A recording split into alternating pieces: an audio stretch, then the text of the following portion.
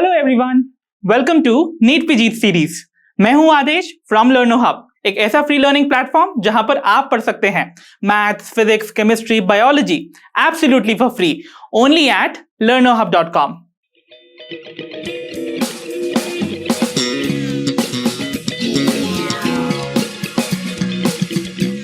तो बच्चों, आज की इस वीडियो में हम कवर करेंगे हमारी नीट बायोलॉजी के थर्ड चैप्टर यानी कि प्लांट किंगडम को। इस वीडियो में हम कवर करेंगे इसी चैप्टर से रिलेटेड सारे इंपॉर्टेंट कॉन्सेप्ट्स जिन्हें सीख कर और अप्लाई कर कर आप आपके एग्जामिनेशन में आए हुए किसी भी क्वेश्चन को बहुत इजीली सॉल्व कर पाएंगे। So without wasting much time, let's get started.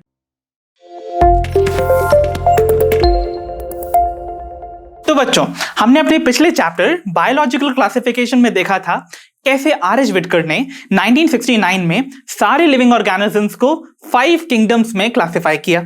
Kingdom Monera, protista, fungi, Plantae और एनिमेलिया में, इजंट इट गुड। हमने अपने पिछले चैप्टर में स्टार्टिंग की 3 किंगडम्स को डिटेल में पढ़ा, ओके। और आज का जो चैप्टर है वो एक्सक्लूसिवली प्लांट किंगडम के लिए ही बना है, यानी कि we are going to only deal with the plant kingdom here, okay. So अब हम चलते हैं कि कैसे प्लांट किंगडम की डाइवर्सिटी हमको देखने को मिलती है और कैसे उनको क्लासिफाई किया गया, ओके। सो चलिए स्टार्ट करते हैं। तो जो पहला सिस्टम ऑफ क्लासिफिकेशन प्लांट्स के लिए दिया गया था, that was called the artificial system of classification, जिसको दिया था सर कैरोलस लिनियस ने। आप कहेंगे ये वापस आ गए फिर से, इजंट इट? सो ऐसे ही थोड़ी हमने इनको फादर ऑफ टैक्सोनॉमी कंसीडर कर दिया। इनका बहुत इंपॉर्टेंट रोल है टैक्सोनॉमी की फील्ड में, isn't it? So ये जो सिस्टम ऑफ क्लासिफिकेशन था, it was based on only the gross morphological features, यानी कि ऊपर ऊपर से देखने पे क्या क्या फीचर्स दिखते हैं प्लांट्स पे, उस पे ये डिपेंड करता था, ओके। तो जो बेसिस बना इस सिस्टम ऑफ क्लासिफिकेशन का, दैट वाज ओनली मॉर्फोलॉजी, जिसमें कंसीडर किए गए सिर्फ वेजिटेटिव कैरेक्टर्स को और कुछ हद तक सेक्सुअल कैरेक्टर्स में सिर्फ और सिर्फ एंड्रोशियम के स्ट्रक्चर और नंबर को कंसीडर किया गया। यानी कि इन्होंने क्या किया कि जितने भी प्लांट्स थे उनके नंबर ऑफ स्टेमेन्स को कंसीडर किया। जैसे किसी प्लांट में के फ्लावर में अगर 1 स्टेमन है तो उन्हें प्लेस किया गया क्लास मोनैंड्रिया में। किसी के पास अगर 2 स्टेमन थे तो उन्हें प्लेस किया गया क्लास डायैंड्रिया एंड ट्रायैंड्रिया, पॉलीएंड्रिया करके सारी क्लासेस उन्होंने बना दी। बट द प्रॉब्लम वॉज, जितनी भी उन्होंने क्लास बनाई थी उन सारी क्लासेस में से सिर्फ एक क्लास ऐसी थी जो कि सिर्फ नॉन फ्लावरिंग प्लांट्स के लिए थी, बाकी सब फ्लावरिंग प्लांट्स के लिए थी। That means he failed to consider those plant जो फ्लावर प्रोड्यूस नहीं कर सकते हैं, इजंट इट? सो इसीलिए बेसिकली इनके ड्रॉबैक्स देखने को मिले इस सिस्टम ऑफ क्लासिफिकेशन के। लेट्स सी क्या थे वो ड्रॉबैक्स। पहला प्रॉब्लम जो आया था इस सिस्टम ऑफ क्लासिफिकेशन में, दैट वाज जो वेजिटेटिव कैरेक्टर्स थे। हम जानते हैं वेजिटेटिव कैरेक्टर्स जैसे कि स्टेम, रूट्स एंड लीव्स, ये इजीली इन्वायरमेंटल फैक्टर्स की वजह से अफेक्ट हो जाते हैं, इजंट इट? यस। सो अगर ये इजीली अफेक्ट हो जाएंगे तो ये कैसे एक एक्सटर्न बेसिस बन सकते हैं किसी भी क्लासिफिकेशन सिस्टम का, इजंट इट? सो ये सिस्टम ऑफ क्लासिफिकेशन पहला फैक्टर जो इसको लिमिट कर देता है, इसको ड्रॉबैक देता है, that is it's choose the basis which was the vegetative characters. Second character जिसकी वजह से प्रॉब्लम आया, दैट वाज जो वेजिटेटिव और सेक्सुअल कैरेक्टर्स थे उनको इक्वल वेटेज दिया गया। वेजिटेटिव कैरेक्टर्स को हम लोग सेक्सुअल कैरेक्टर्स से इक्वल वेटेज नहीं दे सकते, राइट? क्योंकि सेक्सुअल कैरेक्टर्स फिर भी परसिस्ट करते हैं, vegetative characters are easily affected, isn't it? So इसीलिए हम यहां पर इस सिस्टम ऑफ क्लासिफिकेशन को डिस्कार्ड करते हैं, है ना, और हम बढ़ते हैं अपनी नेक्स्ट सिस्टम ऑफ क्लासिफिकेशन पे। तो बच्चों, नेक्स्ट सिस्टम ऑफ क्लासिफिकेशन आया, that was the natural system of classification. इस सिस्टम ऑफ क्लासिफिकेशन को प्रपोज किया था sir George Bentham and JD Hooker ने, ओके। सो ये सर जॉर्ज बेंथम और ये थे सर जोसेफ डाल्टन हुकर। सो बेंथम और हुकर ने natural system of classification propose किया था फॉर द फ्लावरिंग प्लांट्स। और इस सिस्टम ऑफ क्लासिफिकेशन में बेसिकली जो क्राइटेरिया माना गया था, दैट सारे वो प्लांट्स जिनमें आपस में नेचुरल एफिनिटी है, यानी कि नेचुरली वो आपस में रिजेंबल करते हैं, उनको प्लेस किया गया था टुगेदर, राइट? सो यहां पर इनका जो बेसिस था, it was not only morphology, जैसे कि आर्टिफिशियल सिस्टम ऑफ क्लासिफिकेशन में लिनियस ने कंसीडर किया था सिर्फ एक्सटर्नल कैरेक्टर यानी कि मॉर्फोलॉजी को, बट यहां इन्होंने कंसीडर किया था एनाटॉमी आल्सो, यानी कि इंटरनल स्ट्रक्चर की स्टडी भी। देन एम्ब्रियोलॉजी मींस यहां पर उन्होंने एम्ब्रियो के डेवलपमेंट की स्टडी को भी कंसीडर किया। एंड फाइनली द फाइटोकेमिस्ट्री, यानी कि प्लांट्स में पाए जाने वाले सेवरल केमिकल्स और उनके रोल को भी कंसीडर किया while classifying the plants, okay तो चलिए बच्चों, अब हम देखते हैं हमारा third system of classification which is called the phylogenetic system of classification. Phylogenetic term का मतलब क्या होता है? Yes, it means evolutionary relationship, isn't it? तो ये सिस्टम ऑफ क्लासिफिकेशन ऑर्गेनिजम्स के बीच में क्या एवोल्यूशनरी रिलेशनशिप है, क्या उनके बीच में कुछ कॉमन एंसेस्टर्स रहे हैं या नहीं है, उस पे बेस्ड है। ओके इस सिस्टम ऑफ क्लासिफिकेशन को प्रपोज किया था एंगलर और प्रेंटल ने, जो कि आपके सामने यहाँ पर है। दिस इज सर एंगलर और ये है प्रेंटल। सो एंगलर और प्रेंटल ने सिस्टम ऑफ क्लासिफिकेशन को प्रपोज किया था। It was based on evolutionary relationship between organisms. Okay and then ये जो सिस्टम ऑफ क्लासिफिकेशन है ये अज्यूम करता है कि वो ऑर्गेनिज्म जिनको कि सेम टैक्सा में प्लेस किया गया है उनके बीच में जरूर कोई कॉमन एंसेस्टर्स हैं। ओके और ये जो सिस्टम ऑफ क्लासिफिकेशन है presently the most acceptable system of classification है in terms of plants. Okay तो चलिए बच्चों, अब हम डिस्कस करते हैं the different types of taxonomy जिनको हम यूज करते हैं इन प्लांट क्लासिफिकेशन। ओके तो जो पहली टैक्सोनॉमी हम यूज करते हैं that is called the numerical taxonomy. तो जैसा कि आपको नाम में ही आंसर दिख रहा होगा कि यहां पर हम डेफिनेटली कुछ नंबर्स का यूज करने वाले हैं। ओके सो उस तक आने से पहले let's see certain more points about it. So basically numerical taxonomy based होती है ऑब्जर्वेबल कैरेक्टर्स के ऊपर, यानी कि वो कैरेक्टर्स प्लांट के जिनको कि हम ऊपर से देख के ही आइडेंटिफाई कर सकते हैं। देन इसको किया जाता है with the help of computers. Okay so computers की एडवांसमेंट ने इस टैक्सोनॉमी को बहुत बड़ा बूस्ट दिया है। ओके एंड यहां हम बेसिकली करने क्या वाले हैं, हम अपने सारे कैरेक्टर्स जिनको हमें स्टडी करना है उनको नंबर्स और कोड्स के फॉर्म में इनपुट करते हैं इनटू द कंप्यूटर, और वो जो डेटा हमने फीड किया है वो आपस में प्रोसेस होके और वो कंपेयर करता है डिफरेंट प्लांट ग्रुप से, जिसमें कि परसेंटेज सिमिलैरिटी चेक की जाती है डिफरेंट प्लांट ग्रुप्स और जो गिवन प्लांट आप जिसकी टैक्सोनॉमिक पोजीशन को डिटरमिन करने की कोशिश कर रहे हैं। एंड देन फाइनली आप कंक्लूड कर सकते हो कि आपका जो पर्टिकुलर गिवन प्लांट है वो किस कैटेगरी को बिलोंग करेगा। सो ये एक बहुत ही एडवांटेजेस टैक्सोनॉमी है। क्यों भाई, इसके एडवांटेज क्या है? क्योंकि हम यहां पर हर कैरेक्टर को इक्वल इंपॉर्टेंस प्रोवाइड कर सकते हैं और साथ ही एक साथ हंड्रेड्स ऑफ कैरेक्टर्स को स्टडी कर सकते हैं फॉर अ गिवन प्लांट, जिससे कि हमें प्लांट्स की पोजीशन को डिटरमिन करने में बहुत हेल्प मिलती है। सो बच्चों, नेक्स्ट टैक्सोनॉमी जो हम कंसीडर करते हैं in the plant classification is called the cyto taxonomy, और साइटो वर्ड से आप इजीली रिलेट कर पा रहे होंगे that it is related to the cell. So cyto word obviously is related to the cell, ये आप जानते ही हैं, the study of cell, cytology, isn't it? Okay तो सेल के कुछ कैरेक्टर्स जैसे कि खास करके आप क्रोमोसोम से रिलेटेड, जैसे कि क्रोमोसोम का नंबर, क्रोमोसोम का स्ट्रक्चर और बिहेवियर, इन सभी को कंसीडर करते हैं। जैसे कि आप यहां पर इस फिगर में देख पा रहे होंगे, यहां पर डिफरेंट क्रोमोसोम्स अलग अलग प्लांट्स के सपोज हम कंपेयर करने की कोशिश कर रहे हैं और फिर हम आइडेंटिफाई करते हैं कि इनके स्ट्रक्चर्स में, इनके नंबर में और इनके बिहेवियर में कितनी सिमिलैरिटी है, और इनकी सिमिलैरिटी को कंसीडर करने के बाद हम इन प्लांट्स के बीच में इनके रिलेशन को एस्टैब्लिश करते हैं, isn't it? Then we have our next taxonomy called the chemotaxonomy. So chemotaxonomy नाम में ही आंसर है कि यहां पर हम प्लांट के केमिकल कॉन्स्टिट्यूएंट्स को कंसीडर कर रहे हैं, ठीक है, ताकि हम प्लांट्स के बीच में कोई रिलेशन एस्टैब्लिश कर पाए। तो यहां पर हम बेसिकली जितने भी केमिकल कॉन्स्टिट्यूएंट प्लांट्स में प्रेजेंट हैं उनको हम कंसीडर करेंगे, जैसे कि कितने टाइप के टैनिन्स, कितने टाइप के अल्कलॉइड्स, कितने रेजिन्स, गम्स पाए जाते हैं किसी भी प्लांट्स के बीच में, और उनका स्ट्रक्चर कैसा है, उनमें कितनी सिमिलैरिटीज हैं, वो सब कंसीडर करते हैं टू एस्टैब्लिश द रिलेशन।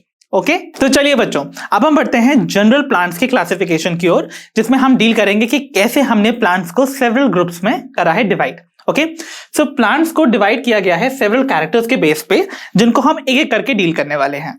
तो जो पहला कैरेक्टर हम डील करते हैं that is the differentiation of the body. So body जो है वो डिफरेंशिएटेड है या नहीं। अब डिफरेंशिएशन का प्लांट से क्या रिलेशन, आप मान के चलिए हम लोग हमेशा से पढ़ते आए हैं कि प्लांट की जो बॉडी होती है वो डिफरेंशिएटेड होती है रूट्स, स्टेम्स और लीव्स में। तो कुछ ऐसे भी प्लांट्स हैं जिन्हें हम लोअर प्लांट्स कहते हैं, जहां पर ये ट्रू रूट्स, लीव्स और स्टेम्स होते हैं एब्सेंट, और बॉडी होती है थैलस लाइक। थैलस वही मतलब होता है, यानी कि वो प्लांट जिनमें की ट्रू रूट्स, लीव्स और स्टेम्स एब्सेंट हो। सो ऐसे प्लांट्स को हम प्लेस करते हैं under the group called Thallophyta, और बाकी के वो प्लांट जिनमें की बॉडी डिफरेंशिएटेड है उनको हम फर्दर क्लासिफाई करते हैं on the basis of our second criteria, which is the presence or absence of a specialized vascular tissue. तो specialized vascular tissues क्या होते हैं? आप जानते हो vascular tissues में आते हैं xylem और phloem, जो कि हेल्प करते हैं in conduction of water and minerals as well as the food.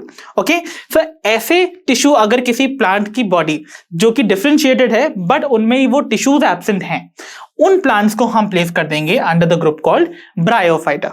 Okay, then मान लेते हैं कि प्लांट बॉडी भी डिफरेंशिएटेड थी ट्रू रूट, स्टेम और लीफ में, बट यहां पर वास्कुलर टिश्यू भी प्रेजेंट है. सो हम अपना नेक्स्ट क्राइटेरिया कंसीडर करते हैं विच इज द एब्सेंस और प्रेजेंस ऑफ सीड्स, यानी कि वो प्लांट में सीड्स बनते हैं या नहीं बनते हैं, ये भी कंसीडर करेंगे.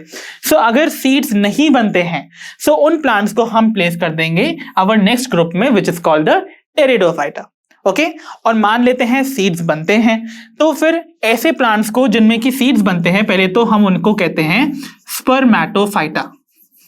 ओके, सो जो स्पर्मेटोफाइटास होते हैं उनको हम फर्दर क्लासिफाई करते हैं कि उनकी सीड जो है वो किसी फ्रूट के अंदर इंक्लोज हैं या नहीं है, यानी कि उनके जो सीड्स हैं, क्योंकि नॉर्मली आप देखते हो जब भी कभी आप सीड को देखेंगे तो वो आपको हमेशा किसी फ्रूट के अंदर दिखता है ना, बट कुछ ऐसे भी प्लांट्स हैं जहां पर जो सीड्स हैं वो किसी फ्रूट के अंदर इंक्लोज नहीं होते हैं. सो ऐसे प्लांट्स को जिनके पास नेकेड सीड्स हैं, यानी कि वो सीड्स किसी फ्रूट में इंक्लोज नहीं है, उनको हम प्लेस करते हैं under the group called gymnosperms. And ऐसे प्लांट्स जिनमें जो सीड्स हैं वो फ्रूट के अंदर इंक्लोज होती है उसे हम प्लेस करते हैं under the group called angiosperms. So plant का हमने देखा किस तरीके से क्लासिफिकेशन किया गया into the 5 groups. The 5 groups are the thallophyta, bryophyta, pteridophyta, gymnosperms and angiosperms. Okay, तो चलिए बच्चों अब हम देखते हैं एक और general system of classification for the plants जो कि प्रपोज किया था इकलर ने.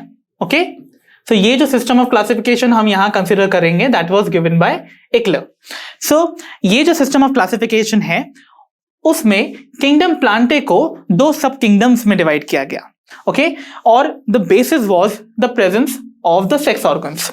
जो सेक्स ऑर्गन्स हैं यानी कि जो रिप्रोडक्टिव ऑर्गन्स देखे गए हैं प्लांट्स के केस में, अगर वो इजीली डिटेक्टेबल हैं और बहुत इजीली आइडेंटिफाई हो सकते हैं या नहीं हो सकते हैं इस बेस पे. तो मान लीजिए अगर सेक्स ऑर्गन्स जो है वो हिडन या इनकॉन्स्पिक्यूअस है, यानी कि इस तरीके से हैं कि आप उसको इजीली डिटेक्ट नहीं कर पाते हैं, सो ऐसे वाले प्लांट्स को प्लेस किया गया under the sub kingdom called cryptogamae. Because crypto word का मतलब होता है हिडन. ओके, और गैमी मतलब होता है यहां पर द सेक्स ऑर्गन्स और द रिप्रोडक्टिव ऑर्गन्स. सो ऐसे प्लांट्स जिनमें की जो रिप्रोडक्टिव ऑर्गन्स हैं वो इनकॉन्स्पिक्यूअस हैं, बहुत इजीली डिटेक्टेबल नहीं हैं, उनको हमने क्रिप्टोगैमी में प्लेस कर दिया. और उनमें फर्दर 3 डिविजन्स आई जिनमें कि हमने प्लांट्स को प्लेस किया.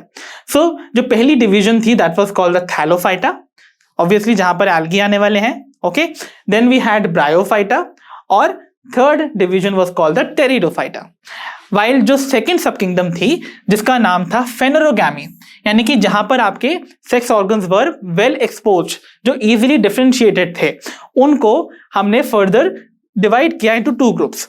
और बहुत इंपॉर्टेंट बात फेनोरोगैमी की ये है कि these are all seed bearing, so इसीलिए ये भी प्लेस किए जाते हैं एज स्पर्मेटोफाइट्स. ओके, या स्पर्मेटोफाइटा ग्रुप पे. सो इनको हम स्पर्मेटोफाइटा भी कहते हैं. ओके, सो स्पर्मेटोफाइट्स को फर्दर हमने डिवाइड किया, उनकी सीड्स जो हैं वो नेकेड हैं या फिर इनक्लोज्ड हैं किसी फ्रूट के अंदर. अगर सीड्स नेकेड थी यानी कि किसी फ्रूट के अंदर इनक्लोज्ड नहीं थी, उनको प्लेस किया हमने into the division called gymnosperms. And अगर फ्रूट्स के अंदर सीड्स इनक्लोज्ड हैं देन उनको प्लेस किया गया under the division called angiosperms. Right, so system of classification वही है एक तरह से, बट यहां पर हमने जो लोअर प्लांट से थैलोफाइटा, ब्रायोफाइटा और टेरिडोफाइटा को एक साथ एक ग्रुप में एक सब किंगडम में प्लेस कर दिया, और जो सीड बेरिंग प्लांट से जिम्नोस्पर्म्स और एंजियोस्पर्म उनको एक सब किंगडम में प्लेस कर दिया. तो चलिए बच्चों स्टार्ट करते हैं हमारे प्लांट किंगडम की पहली group which is called the algae को. ओके, सो एल्गी को हम प्लेस करते हैं under the division called Thallophyta. ये मैंने आपको अपनी पिछले ही क्लासिफिकेशन में पढ़ा दिया था। सो एल्गी आपको कहाँ देखने को मिलता है? आपने नॉर्मली किसी पॉन्ड पे या फिर किसी ऐसी जगह जहां पर पानी रुका हुआ हो, यानी कि स्टैग्नेंट वाटर, या अक्सर आपने अपने घर के ऊपर जो छत पर ओवरहेड टैंक्स होते हैं जिनकी बहुत दिनों से सफाई नहीं हुई हो, उनके ऊपर आपने ऐसा कुछ ब्लूइश ग्रीन सा स्कम ऐसे फ्लोट करते हुए देखा होगा। ये मोस्ट ऑफ द केसेस में होते हैं एल्गी। सो एल्गी की जो बॉडी होती है वो होती है बहुत ही सिंपल इन ऑर्गेनाइजेशन। इनकी बॉडी को हम कहते हैं थैलॉइड, ओके, या थैलस। सो थैलस या थैलॉइड का क्या मतलब है? दैट मीन्स इनकी जो बॉडी है वो नॉर्मल प्लांट्स की तरह ट्रू रूट्स, स्टेम्स और लीव्स में नहीं होती है डिफरेंशिएटेड। ओके, तो आपको ये स्ट्रक्चर्स यहां देखने को नहीं मिलेंगे इन केस ऑफ एल्गी। ओके, और सिंस ये प्लांट्स हैं, किंगडम प्लांटी में प्लेस किया गया है, तो डेफिनेटली इनके पास होगा क्लोरोफिल, जो कि इनको बना देते हैं फोटोसिंथेटिक इन नेचर, जो कि इनका mode of nutrition autotrophic denote करता है। ठीक है, देन इनका जो हैबिटेट है, यानी कि कहां पाए जाते हैं, ये आपको प्राइमरीली एक्वाटिक इकोसिस्टम में देखने को मिलेंगे जहां पर पानी होगा। तो अब पानी भी कैसा? They can grow well in fresh water also and marine water also. ठीक है, देन आपको ये मॉइस्चर वाली कंडीशन, जैसे कि किसी मॉइस्ट स्टोन पर या सॉइल पर या वुड जो कि मॉइस्चर से लेडन है, वहां पर भी इजीली ग्रो करते दिखते हैं। ओके, देन ऑफन आपको ये किसी फंजाई या किसी एनिमल के साथ रिलेशनशिप शेयर करते हुए भी दिखते हैं। जैसे फॉर एग्जांपल आपने पढ़ा ही है अपने पिछले सिस्टम ऑफ क्लासिफिकेशन या बायोलॉजिकल क्लासिफिकेशन वाले चैप्टर में कि फंजाई और एल्गी आपस में एक सिम्बायोटिक एसोसिएशन बनाते हैं जिन्हें हम कहते हैं lichens, isn't it? So algae जो है वो फंजाई के साथ लाइकेंस के फॉर्म में भी एग्जिस्ट करते हैं और कुछ एनिमल्स जैसे कि स्लॉथ बेयर के ऊपर भी ये ग्रो करते हुए दिखते हैं। ओके, तो बच्चों अब हम डिस्कस करते हैं कि एल्गी जो है वो कितने डिफरेंट फॉर्म्स में और साइजेस में अपीयर होते हैं। सो आपको यहां पर देखने को मिलेगा कि जो एल्गी हैं वो बहुत ही वेरिएबल अमाउंट ऑफ इनके साइजेस हैं, उनके फॉर्म्स हैं, और सबसे कॉमन वंस जो हमने यहाँ पर लिख रखे हैं। सो सबसे पहला जो फॉर्म आपको देखने को मिलता है that is called filamentous form. So filament मतलब ही आप जानते होंगे थ्रेड लाइक स्ट्रक्चर्स। सो आपको ये थ्रेड लाइक लॉन्ग दिखने को मिलेंगे। ओके, और इनके एग्जांपल्स हैं यूलोथ्रिक्स एंड स्पाइरोगायरा। और इनको अगर आप याद करने की कोशिश करें तो आप फिलामेंटस शब्द के ही आखिरी दो लेटर्स को कंसिडर कर लीजिएगा, यानी कि यू और एस को। So you is for Ulothrix and S is for spirogyra. ठीक है, ये रहा यूलोथ्रिक्स। ओके, आपको यहां पर ये स्ट्रक्चर देखने को मिल रहा है, एंड देन यहां पर आपको ये स्ट्रक्चर जो देखने को मिल रहा है जिसमें कि आपको ऐसे स्पाइरल क्लोरोप्लास्ट देखने को मिलेंगे, आगे हम इसको कंसीडर भी करेंगे। तो this is your spirogyra. Okay, so ulothrix और स्पाइरोगायरा किस फॉर्म को रिप्रेजेंट करते हैं? The filamentous form. Then we have the colonial form called the volvox. तो वॉलवॉक्स जो है आपको यहाँ पर ये एक बॉल जैसा जो स्ट्रक्चर दिख रहा है जिनके अंदर आपको मल्टीपल छोटी छोटी बॉल्स और देखने को मिल रही हैं। This is a colony of Volvox, जो कि बनता है बहुत सारे रिपीटिंग सेल से, जो कि क्लमाइडोमोनास नाम का जो आपने एक एल्गा पढ़ रखा होगा लोअर क्लासेस में भी, उसके जैसे रिपीटिंग यूनिट्स ऑफ सेल से बना होता है। Okay, so this is a Volvox. तो वॉलवॉक्स जो है वो कॉलोनी के फॉर्म में एग्जिस्ट करता है, दैट इज वाई ये कॉलोनियल फॉर्म शो करता है। देन अगर आप देखेंगे कुछ मेराइन एल्गी भी होते हैं जो कि मैक्रोस्कोपिक होते हैं, यानी कि वो साइज में बहुत बड़े होते हैं, जो कि आप नेकेड आई से देख सकते हैं, और वो मेराइन हैबिटेट में बहुत ह्यूजली स्प्रेड करते हैं। सो उनका एक वन एग्जांपल आप जो लर्न कर सकते हो, दोज आर कॉल्ड केल्प्स। तो ये large stretch of plant bodies हैं जो कि मेराइन हैबिटेट में पूरी तरह से स्प्रेड करती हैं, जैसा कि आपको इस फिगर में देखने को मिल रहा है। ओके, तो चलिए बच्चों अब हम कंसीडर करते हैं the various modes of reproduction in algae. So algae में बेसिकली 3 मोड्स ऑफ रिप्रोडक्शन देखे गए हैं, which is the vegetative mode of reproduction, asexual and sexual mode of reproduction. Okay, so अगर हम वेजिटेटिव मोड ऑफ रिप्रोडक्शन की बात करें, वो होता है बाय फ्रैगमेंटेशन। अब फ्रैगमेंटेशन में क्या होता है, आप पढ़ते ही आ रहे हो अपनी लोअर क्लासेस में कि जो एल्गी है वो फर्दर ब्रेक करेगा into different pieces, several pieces में टूट जाएगा, और हर पीस जो फ्रैगमेंट कहलाता है वो जर्मिनेट करेगा to form the plant body which is similar to the parent. तो यानी कि हर फ्रैगमेंट से एक नया आपको एल्गी बनता दिख जाएगा। So that is what is fragmentation. Then we have the asexual mode of reproduction, जिसमें कि आपको स्पोर फॉर्मेशन के थ्रू ये मोड ऑफ रिप्रोडक्शन होता हुआ दिखेगा। And then we have the sexual mode of reproduction. Sexual mode of reproduction में definitely gametes बनेंगे और उनका फ्यूजन होगा। सो इस मोड ऑफ रिप्रोडक्शन में हम देखेंगे गैमीटिक फ्यूजन का होना। अब जो गैमीट्स देखे गए हैं एल्गी के केस में वो साइज और मॉर्फोलॉजी में डिफर भी कर सकते हैं। जैसे मान लीजिए अगर जो फ्यूजन हो रहा है दो डिफरेंट गैमीट्स के बीच में, अगर वो गैमीट्स बहुत ही सिमिलर हैं इन देयर साइज एंड मॉर्फोलॉजी, तो उन गैमीटिक फ्यूजन को हम कहते हैं आइजोगैमी। बिकॉज आइजो का मतलब क्या होता है, सेम, है ना, और गैमी मतलब होता है फ्यूजन। तो यानी कि fusion of similar kinds of gametes is called isogamy. तो यहां पर आप दो एग्जांपल्स को याद कर सकते हैं, that is ulothrix and Spirogyra, जो कि फिलामेंटस फॉर्म ऑफ एल्गी थे जिनको हमने पिछली स्लाइड्स में याद किया।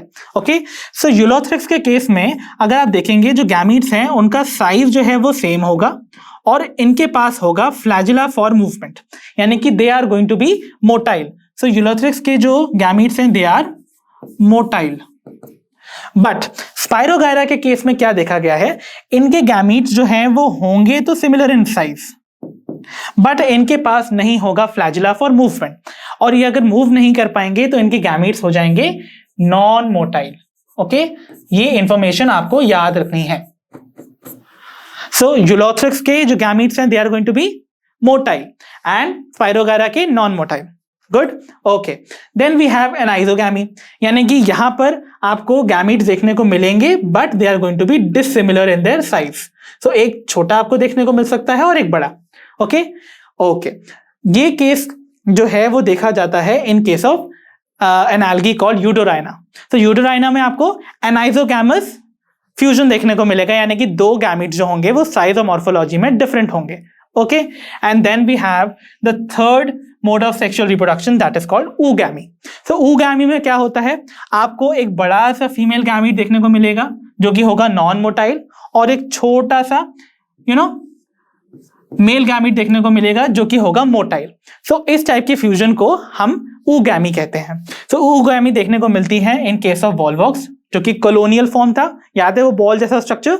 सो वहां आपको देखने को मिलता है, and in case of a brown algae called Fucus, जिसको हम आगे अभी कंसीडर भी करने वाले हैं। ओके, सो आई होप आपको ये मोड्स ऑफ रिप्रोडक्शन क्लियर हुए होंगे। इनको आप प्रैक्टिस करिए, इनके एग्जांपल्स को रिटेन करने की कोशिश करिए by making this flow chart, आपको बहुत हेल्प मिलेगी। तो चलिए बच्चों, अब बारी आ गई है हमारी ग्रुप एल्गी को भी फर्दर डिवाइड करने की। तो यहां पर हम देखते हैं कैसे एल्गी को फर्दर 3 क्लासेस में डिवाइड कर रखा है। पहली क्लास है क्लोरोफाइसी। सो अगर आप इनका जो नाम है इसको ही ब्रेक कर दें तो क्लोरो शब्द से आपको अंदाजा लग गया होगा। आप क्लोरोफिल को रिलेट कर सकते हैं, क्लोरोप्लास्ट को रिलेट कर सकते हैं, जो कि आप देखते थे इन case of the green plants. तो यानी कि यहां जो हम एल्गी कंसीडर करने वाले हैं they are going to be called the green algae. Okay, then हमारी सेकंड क्लास जो है that is called Phaeophyceae, and phaeo word जो है it is related to colour brown, इसीलिए यहां पर जो एल्गी हमें देखने को मिलेगी that is called the brown algae. And lastly we have the rhodophysi. The word rhodo है that is representing the color called red, इसीलिए इस ग्रुप को हम कहते हैं द रेड एल्गी। सो मैंने जानबूझ के इनके बॉक्स के कलर्स भी इन्हीं के फॉर्म्स के कलर से रिजेंबल करते हुए बनाए हैं। सो आप इजीली इनको कलर्स के फॉर्म में भी याद कर सकते हैं। Chlorophyceae means green, FIEO means brown and रोडो मीन्स रेड। सो आप देख सकते हो इनके फॉर्म्स को भी, कैसे आपको यहाँ पर ये यूनिसेल्युलर एल्गी दिख रहे हैं ग्रीन कलर में, यहाँ पर आपको ये ब्राउन एल्गी देखने को मिल रहे हैं, और यहाँ पर ये ब्यूटीफुल सा रेड एल्गी देखने को मिल रहा है। ओके, सो अब हम इनको फर्दर डील करेंगे। उससे पहले हम ये देख लेते हैं कि इस क्लासिफिकेशन का फर्दर जो है वो बेसिस क्या रहा है, उसको कंसीडर किए बिना हम इनको फर्दर डील नहीं कर सकते, राइट। तो चलिए बच्चों, अब हम डिस्कस करते हैं एल्गल क्लासिफिकेशन के वेरियस क्राइटेरिया को। सो हमारे पास 3 मेजर क्राइटेरिया हैं जिनके बेसिस पे हमने एल्गी को किया है क्लासिफाई। सो हमारा जो सबसे प्राइम और बहुत मोस्ट इंपॉर्टेंट क्राइटेरिया है that is the presence of photosynthetic pigment present. Okay, so हम यहाँ कंसीडर करने वाले हैं कौन सी फोटोसिंथेटिक पिगमेंट जो है वो प्रेजेंट होती है in the various different classes of the algae. So अगर हम बात करें क्लोरोफाइसी की, तो क्लोरोफाइसी के केस में आपको देखने को मिलेगी chlorophyll A along with B, and साथ में आपको कैरोटिनॉइड देखने को मिलेंगे। इनफैक्ट आपको सभी ग्रुप्स में क्लोरोफिल देखने को मिलेगा, और खास करके क्लोरोफिल ए तीनों ही ग्रुप्स में आपको देखने को मिलेगी, जैसे यहां पर और यहां पर। सो क्लोरोफिल ए जो है वो तीनों ही ग्रुप्स में प्रेजेंट है, बट डिफरेंट अदर क्लोरोफिल का कॉम्बिनेशन उनको डिफरेंट कलर प्रोवाइड करता है। सो इन केस ऑफ क्लोरोफाइसी आपको क्लोरोफिल बी का कॉम्बिनेशन देखने को मिलेगा विथ ए, और यहां पर कैरोटिनॉइड्स भी प्रेजेंट हो गए। ठीक है, then we come on to the next group called the Phaeophyceae, जिसे हम ब्राउन एल्गी कहते हैं। तो ब्राउन एल्गी के केस में आपको क्लोरोफिल ए के साथ कॉम्बिनेशन में देखने को मिलेगी chlorophyll C. Okay, then in case of Phaeophyceae आपको देखने को मिलेगा क्लोरोफिल ए के साथ प्रेजेंट है क्लोरोफिल डी। तो ये डिफरेंस आपको देखने को मिल गया, यहां पर आपको बी देखने को मिला, यहां सी और यहां डी। देन अगर हम फियोफाइसी की बात करें तो यहां पर भी आपको कैरोटिनॉइड देखने को मिलेगा, बट ज़ैंथोफिल नाम की ये पिगमेंट भी प्रेजेंट है, जिसका कि एक बहुत इंपॉर्टेंट फॉर्म है कॉल्ड फ्यूकोजैंथिन। फ्यूकोजैंथिन नाम की जो ये ज़ैंथोफिल है, ये चीफ ऐसी पिगमेंट है जिसकी वजह से फियोफाइसी का कलर आता है brown. Okay, so brown colour जो है फियोफाइसी के मेंबर्स का, that is due to fucoxanthin. This is very very important for you to remember, ठीक है। देन अगर हम बात करें रोडोफाइसी की, तो रोडोफाइसी में भी आपको कैरोटिनॉइड देखने को मिलेगा, और एक और इंपॉर्टेंट यहां पिगमेंट देखने को मिलती है which is called are phycoerythrin. ये वो पिगमेंट है जिसकी वजह से रोडोफाइसी के मेंबर्स का कलर होता है रेड इन कलर, ठीक है। Okay, then we come on to our second criteria which is the reserve food.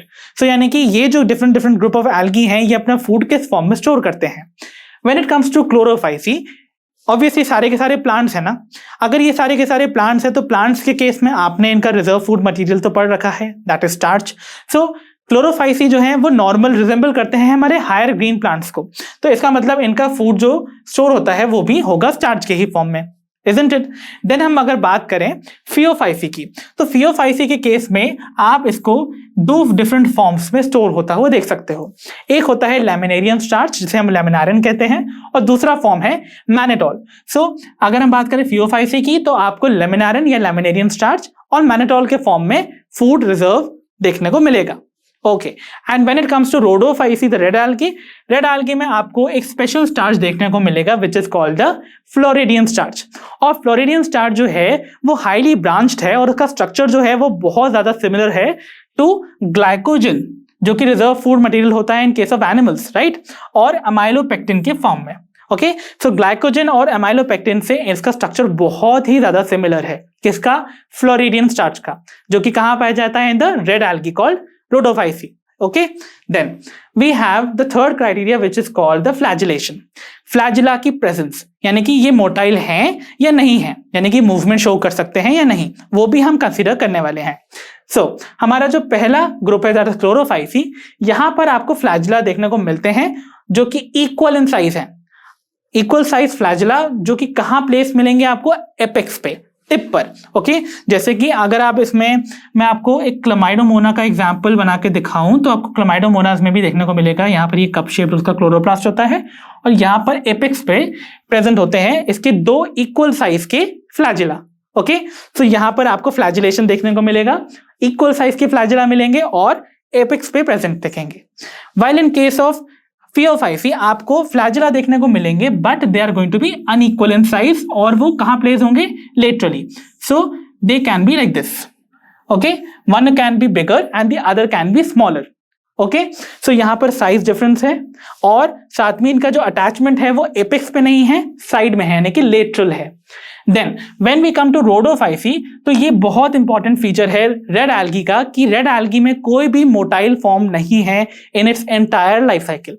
मतलब यहां पर कहीं पर भी कभी भी बात आए रेड एल्गी की, तो आपको हमेशा याद रखना है कि यहां पर आपको फ्लैजिला किसी भी लाइफ साइकिल की स्टेज में देखने को मिलता ही नहीं है। दैट मीन्स ये हमेशा ही नॉन मोटाइल होते हैं। Okay, so flagellation in case of Rhodophyceae is always going to be absent, remember that. तो चलिए बच्चों, अब हम स्टार्ट करते हैं अपनी पहली क्लास एल्गी की, विच is called the Chlorophyceae. So Chlorophyceae, जिनके मेंबर्स को हम कॉमनली क्या बुलाते थे भाई, ग्रीन एल्गी, याद है आप सबको। देन इनका हैबिटेट, ये पाए कहां जाते हैं, तो ये आपको हमेशा जितने भी एक्वाटिक हैबिटेट्स हैं उन सब में पाए जाते हुए दिखेंगे। So they can be found in fresh water, and they can be even seen in brackish water as well as in salty water, यानी कि मैराइन हैबिटेट में भी आपको देखने को ये इजीली मिलेंगे।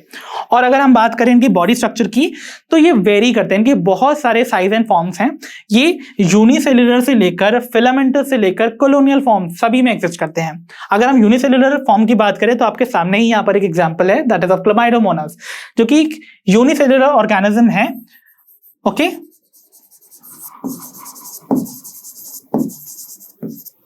और साथ ही ये मोटाइल है, क्योंकि आप देख सकते हो इनके पास ऐसे एपिक्स पे प्रेजेंट हैं दो फ्लैजिला जो कि इन्हें लोकोमोशन में हेल्प करता है।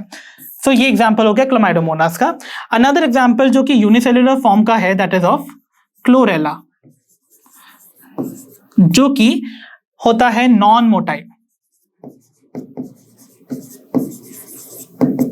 Okay, so chlorella is again a unicellular form जो कि मूवमेंट शो नहीं कर सकता है, यानी कि लोकोमोशन शो नहीं करता है because absence of the flagella in them.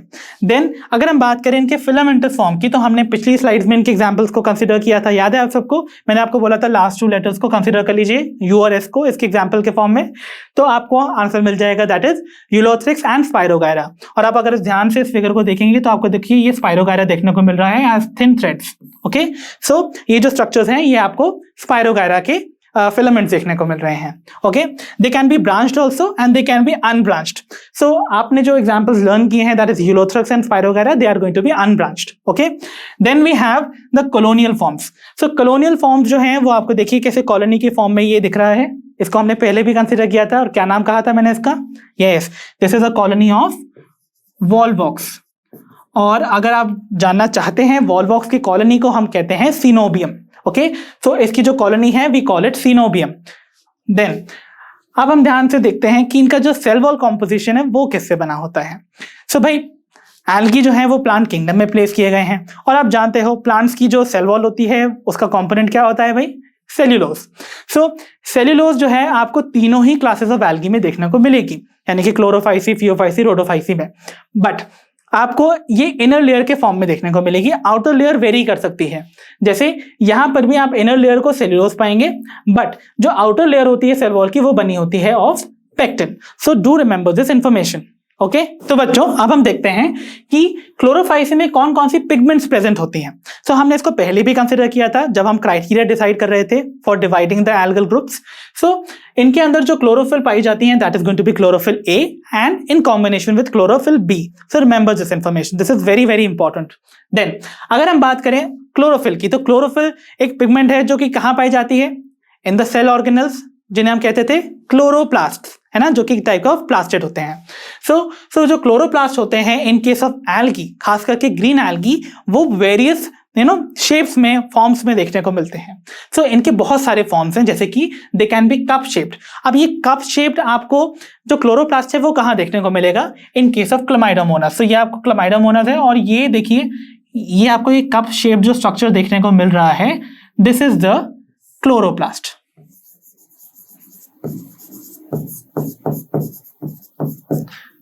Okay, so this is the chloroplast in case of chlamydomonas. तो इसका एग्जांपल हो जाएगा आपका Chlamydomonas.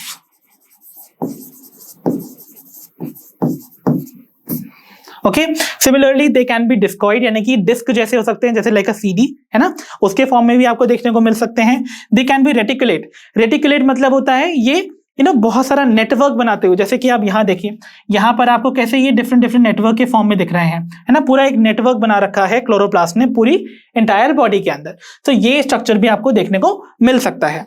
Then we have girdle shaped या कॉलर शेप्ड क्लोरोप्लास्ट, जो कि आपको देखने को मिलेगा इन केस ऑफ यूलोथ्रिक्स। अगर आप यहां पर इस फिगर को देखते हैं, this is Ulothrix.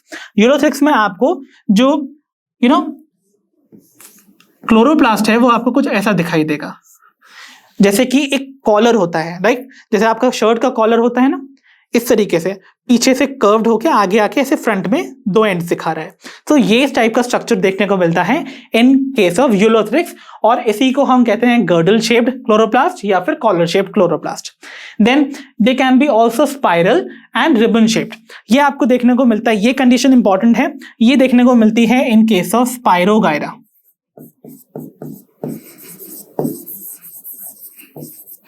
So spirogyra के केस में क्लोरोप्लास्ट आपको देखिए कैसे यहां पर रिबन शेप्ड और ऐसे स्पाइरली अरेंज दिख रहा है, इजंट इट? सो आपको ये जो क्लोरोप्लास्ट दिख रहे हैं they are going to be of Spirogyra which is spiral या रिबन शेप्ड। एंड और भी ऐसे डिफरेंट शेप्स है जिसमें आपको देखने को मिलेगा, लाइक आपको एक और शेप देखने को मिल सकता है which is the star shaped. Star shaped chloroplast देखा गया है इन केस ऑफ जिग्निमा। ओके, जो कि कुछ ऐसे डिफरेंट स्टार के फॉर्म में आपको दिखेगा। So this is going to be the different shapes जिनमें कि क्लोरोप्लास्ट प्रेजेंट होते हैं in case of the green algae. Okay, तो चलिए बच्चों, अब हम देखते हैं कि कैसे जो ग्रीन एल्गी हैं वो अपना फूड तो प्रिपेयर कर लेते हैं क्लोरोफिल और क्लोरोप्लास्ट की प्रेजेंस में, बट जो फूड बन जाता है उसको स्टोर कैसे करते हैं। सो बेसिकली जितने भी क्लोरोफाइसी के मेंबर्स हैं वो अपना फूड स्टोर करते हैं in storage bodies called the pyrenoids. और ये जो पायरेनॉइड्स होते हैं वो कहाँ प्रेजेंट होते हैं? They are present on the chloroplast. So आपको ये क्लोरोप्लास्ट के ऊपर स्टिक दिखेंगे। लाइक अगर फॉर एग्जाम्पल मैं आपको यहाँ पर एक स्पाइरोगायरा का स्ट्रक्चर बना के दिखाऊं, सो मान लीजिए ये इसका रिबन शेप्ड क्लोरोप्लास्ट है। सो इनके ऊपर आपको ये ऐसे एक्यूमुलेटेड दिखाई देंगे। सो ये जो स्ट्रक्चर आपको देखने को मिल रहे हैं, these are the pyrenoids. Okay, so pyrenoids जो हैं they are present on the chloroplast.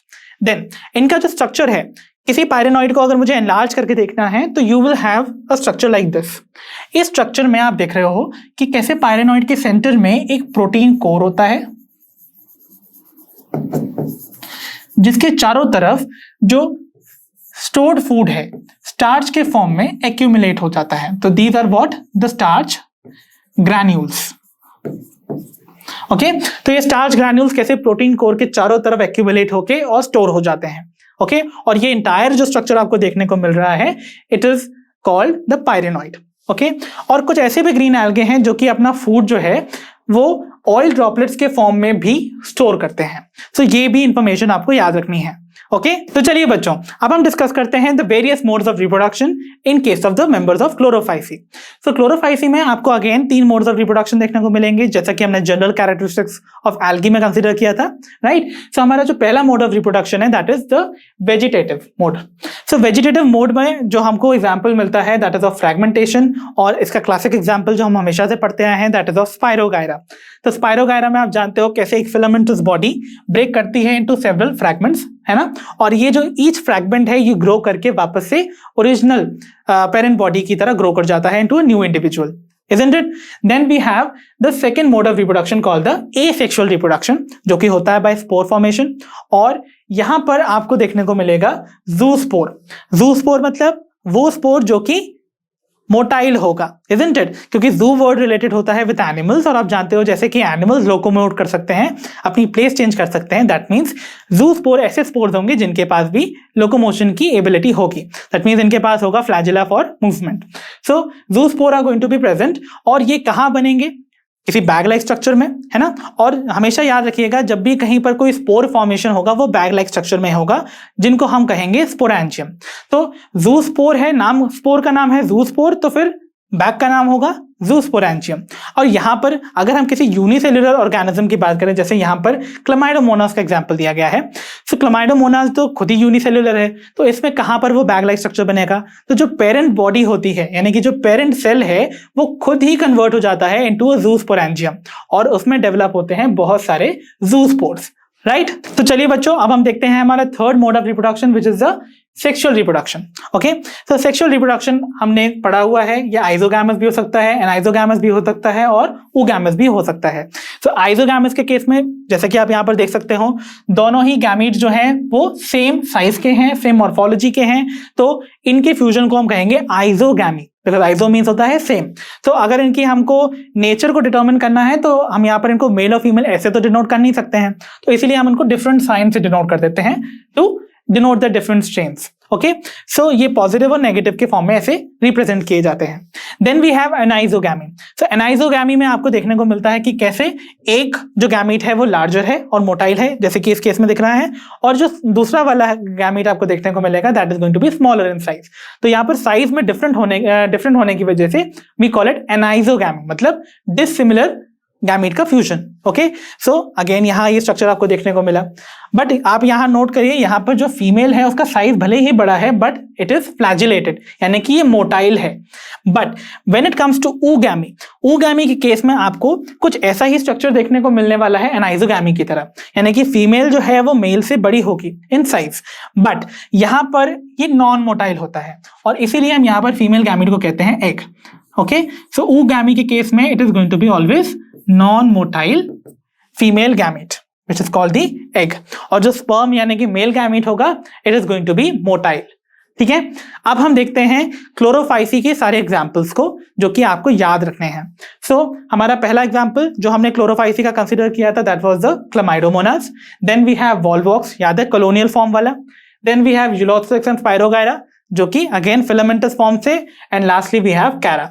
सो इनको याद करने के लिए अगर वैसे तो मैं आपसे पूरी उम्मीद ये रखता हूं कि आप इनको जितनी बार रिकॉल करेंगे तो आपको याद हो जाएगा, बट मैं आपको एक निमोनिक ट्रिक भी दे देता हूं ताकि जिसको यूज करके आप इसको बेसिकली अपनी इनिशियल मेमोरी में स्टोर कर सकते हो, ताकि आप बाद में इसको रिकॉल करके इस पे और अपनी कमांड ला सकते हैं। ओके, सो हम लोग एक छोटी सी निमोनिक ट्रिक बनाते हैं which is again going to be weird, और उसको हम बनाते हैं like we have classic car SUV, isn't it? So किसी ने भाई एक क्लासिक कार खरीदी है जो कि है SUV। सो क्लासिक से क्ला से आ गया आपका क्लामाइडोमोनास, कार से आ गया Chara, S is for Spirogyra, U is for Ulothrix and V is for Volvox. So आप इस तरीके से भी इसको भी याद करने की कोशिश कर सकते हैं, but I would recommend you कि आप इसको इनिशियली तो याद करने के लिए ऐसे कर सकते हैं, बट बाद में आपको ये टिप्स पे होने चाहिए, बिकॉज आपके पास एग्जाम में इतना टाइम नहीं होता है that you would recall the mnemonic trick, क्योंकि एंड ऑफ द डे आपके पास इतनी सारी निमोनिक्स हो जाएंगे कि आपको उनको याद करने के लिए भी किसी निमोनिक की जरूरत पड़े। ओके, सो इसलिए बेटर होगा to learn them the way they are. Okay, तो बच्चों अब हम चलते हैं हमारी next class of algae which is the Phaeophyceae. तो फियोफाइसी जिन्हें हम कॉमनली क्या बुलाते थे, द ब्राउन एल्गी, और आपको याद रखना है अनलाइक क्लोरोफाइसी ये हर हैबिटेट में देखने को नहीं मिलेंगे, they are mainly marine habitat, यानी कि जहां पर थोड़ा सॉल्टी वाटर कंडीशन होगी वहां ये आपको देखने को ज्यादा मिलेंगे। That means they also occur in brackish water. Okay, then अगर हम बात करें इनके सेल वॉल की, तो मैंने आपको जैसा कि बोला था cell wall most of the cases में it is going to be of cellulose, है ना। Inner wall is the cellulose here also. जो आउटर वॉल है वो बनती है एक हाइड्रोकोलॉइड की जिसे हम कहते हैं algin. So algin which is a non sulphated hydrocolloid. Hydrocolloids क्या होते हैं, ये ऐसे सब्सटेंस हैं जो कि वाटर को रिटेन कर सकते हैं, अब्सॉर्ब करके रख सकते हैं। सो ये उसके बने होते हैं, यानी कि the outer layer is going to be of algin which is a hydrocolloid. याद रखिएगा algin is related to the brown algae which is Phaeophyceae, because आपको आगे रोडोफाइसी में भी कुछ हाइड्रोकोलॉइड देखने को मिलेंगे, तो आप कंफ्यूज नहीं होएगा, algin is related to the Phaeophyceae. Okay, अगर हम बात करें इनके फॉर्म्स की तो they are all going to be multi cellular, unicellular forms are not present. Okay, so ये हमेशा आपको मल्टी सेल्यूलर फॉर्म देखने को मिलेंगे जिनका की बॉडी साइज होगा हमेशा मैक्रोस्कोपिक यानी कि लार्ज। ओके, तो चलिए बच्चों अब हम डिस्कस करते हैं the various size and forms of the Phaeophyceae और the members of brown algae. Okay, तो ब्राउन एल्गी के केस में आपको जो फॉर्म्स देखने को मिलते हैं दैट कैन बी फिलामेंटस, जिसका की एग्जांपल आपको याद रखना है ऑफ एक्टोकार्पस। जैसे कि आप इस फिगर में देख सकते हो, यहां पर ये एक्टोकार्पस के आपको जो फिलामेंट्स हैं वो दिखाई दे रहे हैं, तो यानी कि थ्रेड लाइक स्ट्रक्चर्स क्या रिप्रेजेंट कर रहे हैं, the body of Ectocarpus, right. Then we have the second form which is called pseudo parenchymatous. तो सूडो शब्द का मतलब मैंने आपको पहले भी बताया था, that is false, and parenchymatous means related to something the parenchyma tissue of your higher plants, है ना। तो आपने पढ़ रखा है लोअर क्लासेस में जो टिश्यूज होते हैं प्लांट्स में, पैरेन्काइमा टिश्यू आपने पढ़ा होगा, जो पैकेजिंग टिश्यू कंसिडर किए जाते हैं, जिनके बीच में कुछ इंटरसेल्यूलर स्पेसेस भी देखने को मिलती थी। बट यहां पर जो आपको दिखने को मिलेगा स्ट्रक्चर वो आपको कुछ पैरेन्काइमा जैसा दिखेगा, but it is not a true parenchyma tissue. Okay, so what happens is कि इनके जो filaments होते हैं algae की, ये आपस में इतनी closely interwoven होते हैं, इस तरीके से interlock कर जाते हैं कि अगर आप इनका सेक्शन काटेंगे तो आपको दिखेगा कि जैसे कि ये ना loose cells of parenchyma represent कर रहे हो, something like this। ये इनके सेक्शन में आपको देखने को मिल सकता है। ओके, सो ये रिप्रेजेंट करते हैं सूडो पैरेन्काइमेटस फॉर्म्स, और ये एंटायरली ना आप देखेंगे जब इनका स्ट्रक्चर तो आपको काफी हद तक बड़े बड़े पार्ट्स देखने को मिलते हैं इनमें। So one example of pseudo parenchymatous form is Laminaria, the other is Fucus, and then we have Dictyota. So आपको यहाँ पर ये जो स्ट्रक्चर देखने को मिल रहा है this is of laminaria. So laminaria में आप देखोगे कैसे जो इनकी बॉडी है वो डिफरेंशिएटेड होती है 3 पार्ट्स में। आपको दिखेगा एक होल्ड फास्ट एक ऐसा फुट लाइक स्ट्रक्चर है जो कि किसी भी सबस्ट्रेट से चिपके रहने में, है ना, अटैचमेंट में हेल्प करता है। तो मान लीजिए सबस्ट्रेट है जिसपे कि अटैच करने के लिए एक स्ट्रक्चर होगा जिसका नाम है होल्ड फास्ट, जो कि होल्ड करके रखेगा इस प्लांट बॉडी को on that substrate. Then we have the style, जो कि होती है एक स्टॉक, और आपको यहाँ पर एक लीफ लाइक स्ट्रक्चर आपको देखने को मिलेगा which is called the front. Okay, ऐसा ही स्ट्रक्चर आपको कुछ और भी फॉर्म्स में देखने को मिलता है, दैट इज जो हमारा नेक्स्ट एग्जांपल है इज ऑफ फ्यूकस। तो ये जो है दैट इज फ्यूकस। तो फ्यूकस में भी आपको यहाँ पर ऐसे फ्रॉन्ट्स दिखेंगे, बट आपको फ्रॉन्ट्स में क्या खासियत देखने को मिल रही है, फ्रॉन्ट्स में आपको देखिए कैसे ब्रांचिंग देखने को मिल रही है। तो ये लीफ लाइक जो स्ट्रक्चर है ये से ब्रांच्ड है, ओके, डिफरेंट ब्रांचेस हैं। और क्या खासियत होती है फ्यूकस की, आपको इनके ऊपर देखने को मिल रहे हैं कुछ स्ट्रक्चर्स जिनको कि हम कहते हैं, ये जो आपको गोल गोल स्ट्रक्चर्स दिख रहे हैं ना, ये कहलाते हैं द एयर ब्लैडर्स। सो ये प्रेजेंट होते हैं on the Fucus. Air bladders क्या करते हैं, इनको बॉयंसी प्रोवाइड करते हैं for floating. Okay, then we have the third example called Dictyota. Dictyota में भी वही स्ट्रक्चर है, आपको होल्ड फास्ट टाइप और फ्रॉन्ट देखने को मिलेगा, बट फ्रॉन्ट की खासियत ये है कि ये डाइकोटोमसली ब्रांच्ड है। सो जो ये फ्रॉन्ट है इट इज डाइकोटोमसली ब्रांच्ड।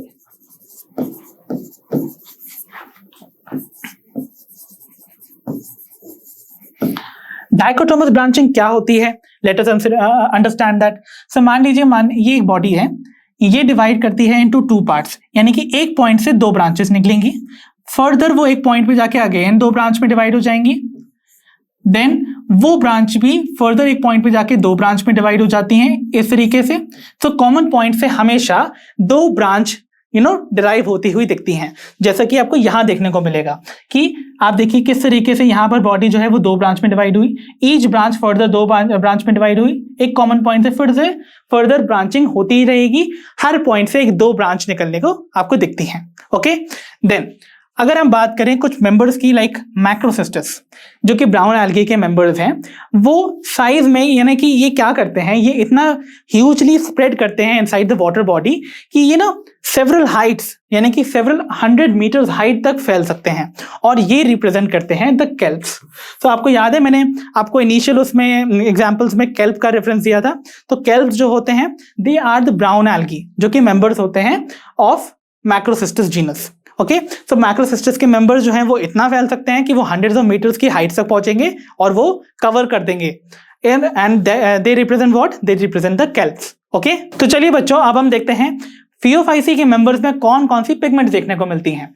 तो जैसा कि हमने पढ़ा ही था, क्लोरोफिल ए तो सब में ही प्रेजेंट है, और यहां पर कॉम्बिनेशन मिलेगा आपको किसका, क्लोरोफिल सी का along with A. Okay, then we have carotenoids और xanthophyll, और xanthophyll में भी जो सबसे इंपॉर्टेंट है दैट इज ऑफ फ्यूकोजैंथिन।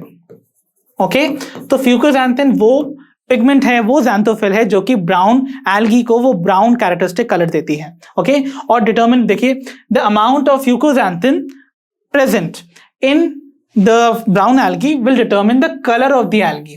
तो ये जितना ज्यादा फ्यूकोजैंथिन प्रेजेंट होगा उतना डार्क ब्राउन कलर होगा ऑफ द गिवन एल्गी।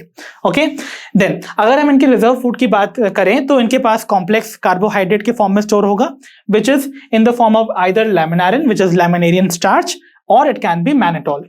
सो इनका जो रिजर्व फूड मटेरियल है that is laminarin and mannitol. So ये रिमेंबर रखिएगा। Okay, then we have another important point which says कि प्रोटोप्लास्ट जो इनका लिविंग मैटर है उसमें आपको प्लास्टिड्स देखने को मिलेंगे, डेफिनेटली मिलेंगे, क्योंकि इनके पास पिगमेंट है, तो पिगमेंट प्रेजेंट होने के लिए प्लास्टिड तो होना ही चाहिए, इजंट इट। देन इनके पास न्यूक्लियस भी प्रेजेंट होगा भाई, क्योंकि ये यूकैरियोटिक हैं, and they have a centrally located vacuole, क्योंकि प्लांट्स हैं और प्लांट सेल्स में वैक्यूल तो प्रेजेंट हो गई। सो यहाँ पर सेंट्रली लोकेटेड वैक्यूल भी आपको देखने को मिलेगा। देन अगर हम इनकी बॉडी की बात करें फियोफाइसी के मेंबर्स की, तो वो डिफरेंशिएटेड होती है 3 पार्ट्स में। जो पहला पार्ट होता है which is called the hold fast, जैसा कि मैंने आपको लैमिनेरिया के एग्जांपल में पिछली स्लाइड में भी बताया था कि कैसे यहां पर जो होल्ड फास्ट है वो एक फुट लाइक स्ट्रक्चर है जो कि हेल्प करता है प्लांट बॉडी को to attach with the substratum. जिस भी सरफेस पे उसको अटैच रहना है उस पे अटैचमेंट के लिए ये जो स्ट्रक्चर है होल्ड फास्ट वो हेल्प करेगा। Then we have a stipe जो कि रिप्रेजेंट करता है द स्टॉक, और यहां पर एक और स्ट्रक्चर देखने को मिलता है which is leaf like structure जो कि फोटोसिंथेसिस परफॉर्म करता है, we call it frond. Okay, तो चलिए बच्चों, अब हम जल्दी से डिस्कस कर लेते हैं फियोफाइसी के मेंबर्स में कौन कौन से मोड्स ऑफ रिप्रोडक्शन देखे जाते हैं। So modes of reproduction in case of Phaeophyceae can be again vegetative, जो कि होता है by fragmentation. Okay, then we have asexual reproduction, जो कि देखते हैं हम in the form of zoospores. But खासियत क्या है फियोफाइसी के मेंबर्स की, that their zoospores are biflagellate, यानी कि इनके पास होंगे 2 फ्लैजिला। ओके, एंड ये जो फ्लैजिला होंगे उनका पहली चीज तो इनका जो शेप होगा इन ज़ूस्पोर का, that is going to be pyriform. So pyriform मतलब होता है पेयर शेप्ड। आपने पेयर तो देखा ही होगा, इजंट इट? तो ये आपको कुछ ऐसे फॉर्म में देखने को मिलेंगे। एंड यहां पर 2 अनइक्वल फ्लैजिला देखने को मिलेंगे जो कि लेटरली अटैच होंगे। ओके, सो लेटरल यानी कि साइड में अटैच्ड 2 अनइक्वल साइज के फ्लैजिला देखने को मिलते हैं in case of members of Phaeophyceae. Then we have the sexual reproduction. Sexual reproduction यहां पर आइजोगैमस भी हो सकता है, एनाइजोगैमस भी हो सकता है और oogamous भी हो सकता है, जिनको कि हमने अपनी पिछली स्लाइड्स में डील भी किया है। कोई खास डिफरेंस उनमें है नहीं। देन जो गैमेटिक फ्यूजन होता है वो पानी में होता है, वाटर में। एंड अगर oogamous स्पीशीज है यानी कि ये वाली, तो फिर कहां होगा? क्योंकि एग प्रेजेंट होता है हमेशा द फीमेल सेक्स ऑर्गन में, और फीमेल सेक्स ऑर्गन को हम कहते हैं oogoनियम। तो यहां पर जो फर्टिलाइजेशन होगा वो देखने को मिलेगा इनसाइड द oogoनियम, यानी कि फीमेल सेक्स ऑर्गन के अंदर, इन case of oogamous species. But अगर हम आइजोगैमस और एनाइजोगैमस की स्पीशीज के बारे में बात करें, जिसमें मेल और फीमेल गैमेट दोनों ही मोटाइल होते हैं, तो फ्यूजन और फर्टिलाइजेशन देखने को मिलेगा inside the water. Okay, then gametes जो होते हैं वो पायरेफॉर्म शेप के होते हैं, again the pear shaped structure जो कि यहां देखने को मिल रहा है। एंड यहां पर आपको अगेन 2 लैटरली अटैच्ड फ्लैजिला देखने को मिलेंगे। और अब हम याद कर लेते हैं एग्जाम्पल्स ऑफ फियोफाइसी। तो आप रिकॉल करने की कोशिश करिए और ज्यादा बेटर होगा कि आप नॉर्मली याद करिए। सो वी हैव एक्टोकार्पस, याद है, द फिलामेंटस फॉर्म। देन मैंने आपको डिक्टियोटा बताया था जिसमें डाइकोटोमस ब्रांचिंग देखने को मिलती है of the front, right. Then Laminaria था। Then we have Sargassum and Fucus. Sargassum का आपको स्ट्रक्चर यहां देखने को मिल रहा है, ये एक फिगर है जो कि सार्गासम को डिनोट कर रहा है। अगर मुझे इसको याद करना है तो again I am giving you a trick, तो आप याद कर सकते हैं इस तरीके से भी इनको। इसके लिए मैंने एक छोटी सी जो ट्रिक है जो कि बहुत पुरानी चली आती है, that is self defence. So S is for sargassum, E is for ectocarpus, L is for laminaria, F is for fucus and D is for dictyota। Okay, so आप इस तरीके से भी इनको याद कर सकते हैं। ओके, तो चलिए बच्चों, अब हम स्टार्ट करते हैं हमारी एल्गल क्लासिफिकेशन की next class, which is the Rhodophyceae. So Rhodophyceae के मेंबर्स को हम कॉमनली क्या बुलाते थे? The red algae, isn't it? अब रेड एल्गी को उनका जो प्रीडोमिनेंट कलर है रेड कलर, वो देने वाली पिगमेंट कौन सी थी? आर्क फाइकोएरेथ्रिन। सो रिमेंबर, ये बहुत इंपॉर्टेंट है। ओके, सो इनका जो हैबिटेट है ये कहाँ पाए जाते हैं?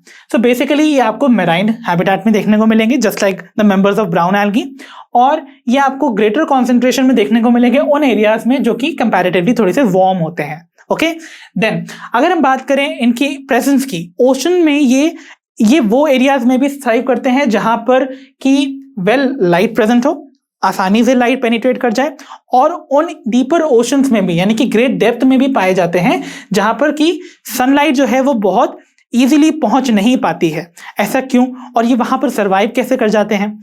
सो बेसिकली जो इनके पास पिगमेंट है ना, आर फाइकोएरेथ्रिन, उसके पास क्रोमैटिक अडेप्टेशन की कैपेबिलिटी है, यानी कि उसके पास पावर है कि वो हाई फ्रीक्वेंसी वाली लाइट को अब्सॉर्ब कर सकती है, यानी कि ब्लू लाइट जो कि हाई फ्रीक्वेंसी की है, जो कि रीच कर सकती है to the deeper layers of the ocean, उनको अब्सॉर्ब करके अपना थ्राइव कर सकती है। सो ये पावर इनके पास होती है जिसकी वजह से ये डीपर लेयर्स ऑफ ओशन में भी सर्वाइव कर लेते हैं। तो अब हम डिस्कस करते हैं कुछ और important features of the red algae.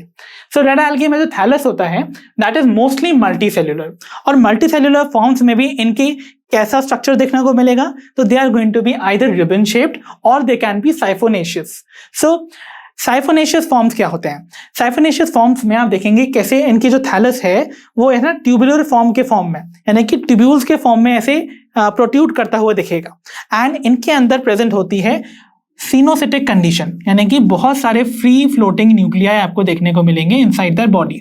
तो ये कंडीशन कहलाती है साइफोनेशियस कंडीशन, जहां पर कि ट्यूबुलर बॉडी में बहुत सारे फ्री फ्लोटिंग न्यूक्लियाई प्रेजेंट होंगे। ठीक है, सो साइफोनेशियस फॉर्म के एग्जांपल हैं Polysiphonia and porphyra. Okay, so ये दो रेड एल्गा हैं जो कि इस फॉर्म में आपको दिखाई देंगे। Then we have important point which is इनकी जो बॉडी होती है it is covered with sulphated hydrochloride, और वो सल्फेटेड हाइड्रोक्लोराइड्स के एग्जाम्पल बहुत इंपॉर्टेंट है विच इज अगार एंड कैराजीन। याद करिए, मैंने आपको ब्राउन एल्गी में पढ़ाया था कि इनके ऊपर कवरिंग होती थी, उनके ऊपर क्या कवरिंग होती थी, of a non sulphated hydrochloride called algin, और यहां पर सल्फेटेड हाइड्रोक्लोराइड प्रेजेंट है विच आर अगार और कैराजीनन। ठीक है, सो ये इंपॉर्टेंट पॉइंट ऑफ डिस्टिंक्शन है जो कि आपको कंपैरेटिवली पूछा जा सकता है in the exam. Then we have reserve food. इनके अंदर जो रिजर्व फूड है विच इज फ्लोरिडियन स्टार्च, ये बहुत इंपॉर्टेंट पॉइंट है। और फ्लोरिडियन स्टार्च का जो स्ट्रक्चर है वो हाईली ब्रांच्ड है, लाइक ग्लाइकोजन, और किसकी तरह मैच करता था, ग्लाइकोजन एंड अमाइलोपेक्टिन। सो ये दोनों स्ट्रक्चर से मैच करता हुआ इसका स्ट्रक्चर है, तो ये क्वेश्चन भी बन जाता है अक्सर एग्जामिनेशन में। Then we have another point which says they lack any motile phase in their life cycle. ये मैंने आपको पहले ही बताया था कि इनके अंदर कोई फ्लैजिलेशन किसी भी लाइफ साइकिल की स्टेज में नहीं देखने को मिलती है। That means all its structures are going to be non motile in every case. Okay, तो चलिए बच्चों, जल्दी से हम रोडोफाइसी के इंपॉर्टेंट मोड्स ऑफ रिप्रोडक्शन को भी कंसिडर कर लेते हैं। सो वेजिटेटिव रिप्रोडक्शन यहाँ पर अगेन फ्रैगमेंटेशन के फॉर्म में देखने को मिलेंगी। एसेक्सुअल रिप्रोडक्शन आपको स्पोर फॉर्मेशन के थ्रू दिखेंगे, बट स्पोर्स कैसे होंगे, they will not be motile. मैंने आपको बोला है रोडोफाइसी के मेंबर्स में they are never going to be motile in any stage. That means इनके पास होंगे non motile spores, remember this point. Then अगर हम बात करें सेक्सुअल रिप्रोडक्शन की, तो it is only and only oogamous type. This is very very important. मैंने आपको क्लोरोफाइसी और फियोफाइसी के मेंबर्स में बताया था it was isogamous, anisogamous and oogamous। But अगर हम बात करते हैं सिर्फ रेड एल्गी की, तो उनमें आइजोगैमस और anisogamous form of reproduction absent है, only oogamous type is present. ठीक है, और जो गैमीट्स होंगे they are also going to be non motile, है ना, क्योंकि नॉन फ्लैजिलेशन तो एब्सेंट है। तो जो मेल गैमीट और फीमेल गैमीट दोनों के दोनों हैं वो दोनों ही नॉन मोटाइल होंगे। ठीक है, अब हम देखते हैं examples of red algae which is Polysiphonia and porphyra, जिसको मैंने साइफोनेशियस फॉर्म्स में आपको एग्जांपल याद दिलाया था। And then we have Gracilaria and Gelidium. और इसके बारे में एक इंपॉर्टेंट पॉइंट मैं आपको बता ही देता हूं कि ग्रासिलेरिया और जेलिडियम से बनता है अगार अगार, ओके, जिसको कि आइसक्रीम्स एंड जेलीज बनाने में यूज किया जाता है, और साथ ही लैबोरेटरी में कल्चर प्लेटिंग के लिए जो मीडियम प्रिपेयर किया जाता है उसमें भी इस्तेमाल किया जाता है। सो अगर आप इनको याद करने की कोशिश करना चाहते हैं, वैसे तो आप नॉर्मली याद करिए, बट आपको मैं दो सिंपल ट्रिक दे देता हूं। आइदर आप इसको याद कर सकते हैं by the trick called PG का होल स्क्वायर, है ना, तो जहां पर आपको पोरफायरा, पॉलीसाइफोनिया, ग्रासिलेरिया और जेलिडियम दिख जाएगा। या फिर आप इसको याद कर सकते हैं कुछ इस तरह से, पोल पर ग्रेसी जेली खा रही है, तो आप इसको बना ही सकते हैं, राइट। सो पोल से आ जाएगा पॉलीसाइफोनिया, पर से आ जाएगा, या आप पॉर थोड़ा बंगाली एक्सेंट में कर सकते हैं इसको, तो पॉर से हो जाएगा पोरफायरा। देन वी हैव ग्रेसी से ग्रासिलेरिया एंड जेली से जेलिडियम। तो इस तरीके से भी आप याद कर सकते हो। ओके, तो चलिए बच्चों, अब हम क्विकली डील कर लेते हैं the various economic importance of algae. So algae के बारे में क्या क्या इंपॉर्टेंट पॉइंट्स हैं वो आप देख लीजिए। सबसे पहले तो they carry out about half of the total carbon dioxide fixation by photosynthesis, यानी कि पूरी अर्थ पे जितनी भी कार्बन डाइऑक्साइड फिक्सेशन हो रही है बाय फोटोसिंथेसिस, उसका हाफ क्रेडिट जाता है to the algae. Okay, then अब ये फोटोसिंथेसिस कर रहे हैं तो ऑब्वियसली ऑक्सीजन प्रोड्यूस करेंगे, तो एक्वाटिक एनवायरनमेंट में सिंस ये प्रेजेंट होते हैं तो ये अपने एनवायरनमेंट में इमीडिएटली ऑक्सीजन लेवल को इंक्रीज कर देते हैं मेनी फोल्ड्स। ओके, सो ये they increase oxygen levels in their immediate environment, which is another very very important. Why? Because aquatic animals को survival के लिए dissolved oxygen चाहिए, जो कि algae immediately provide कर देते हैं by their photosynthetic activity.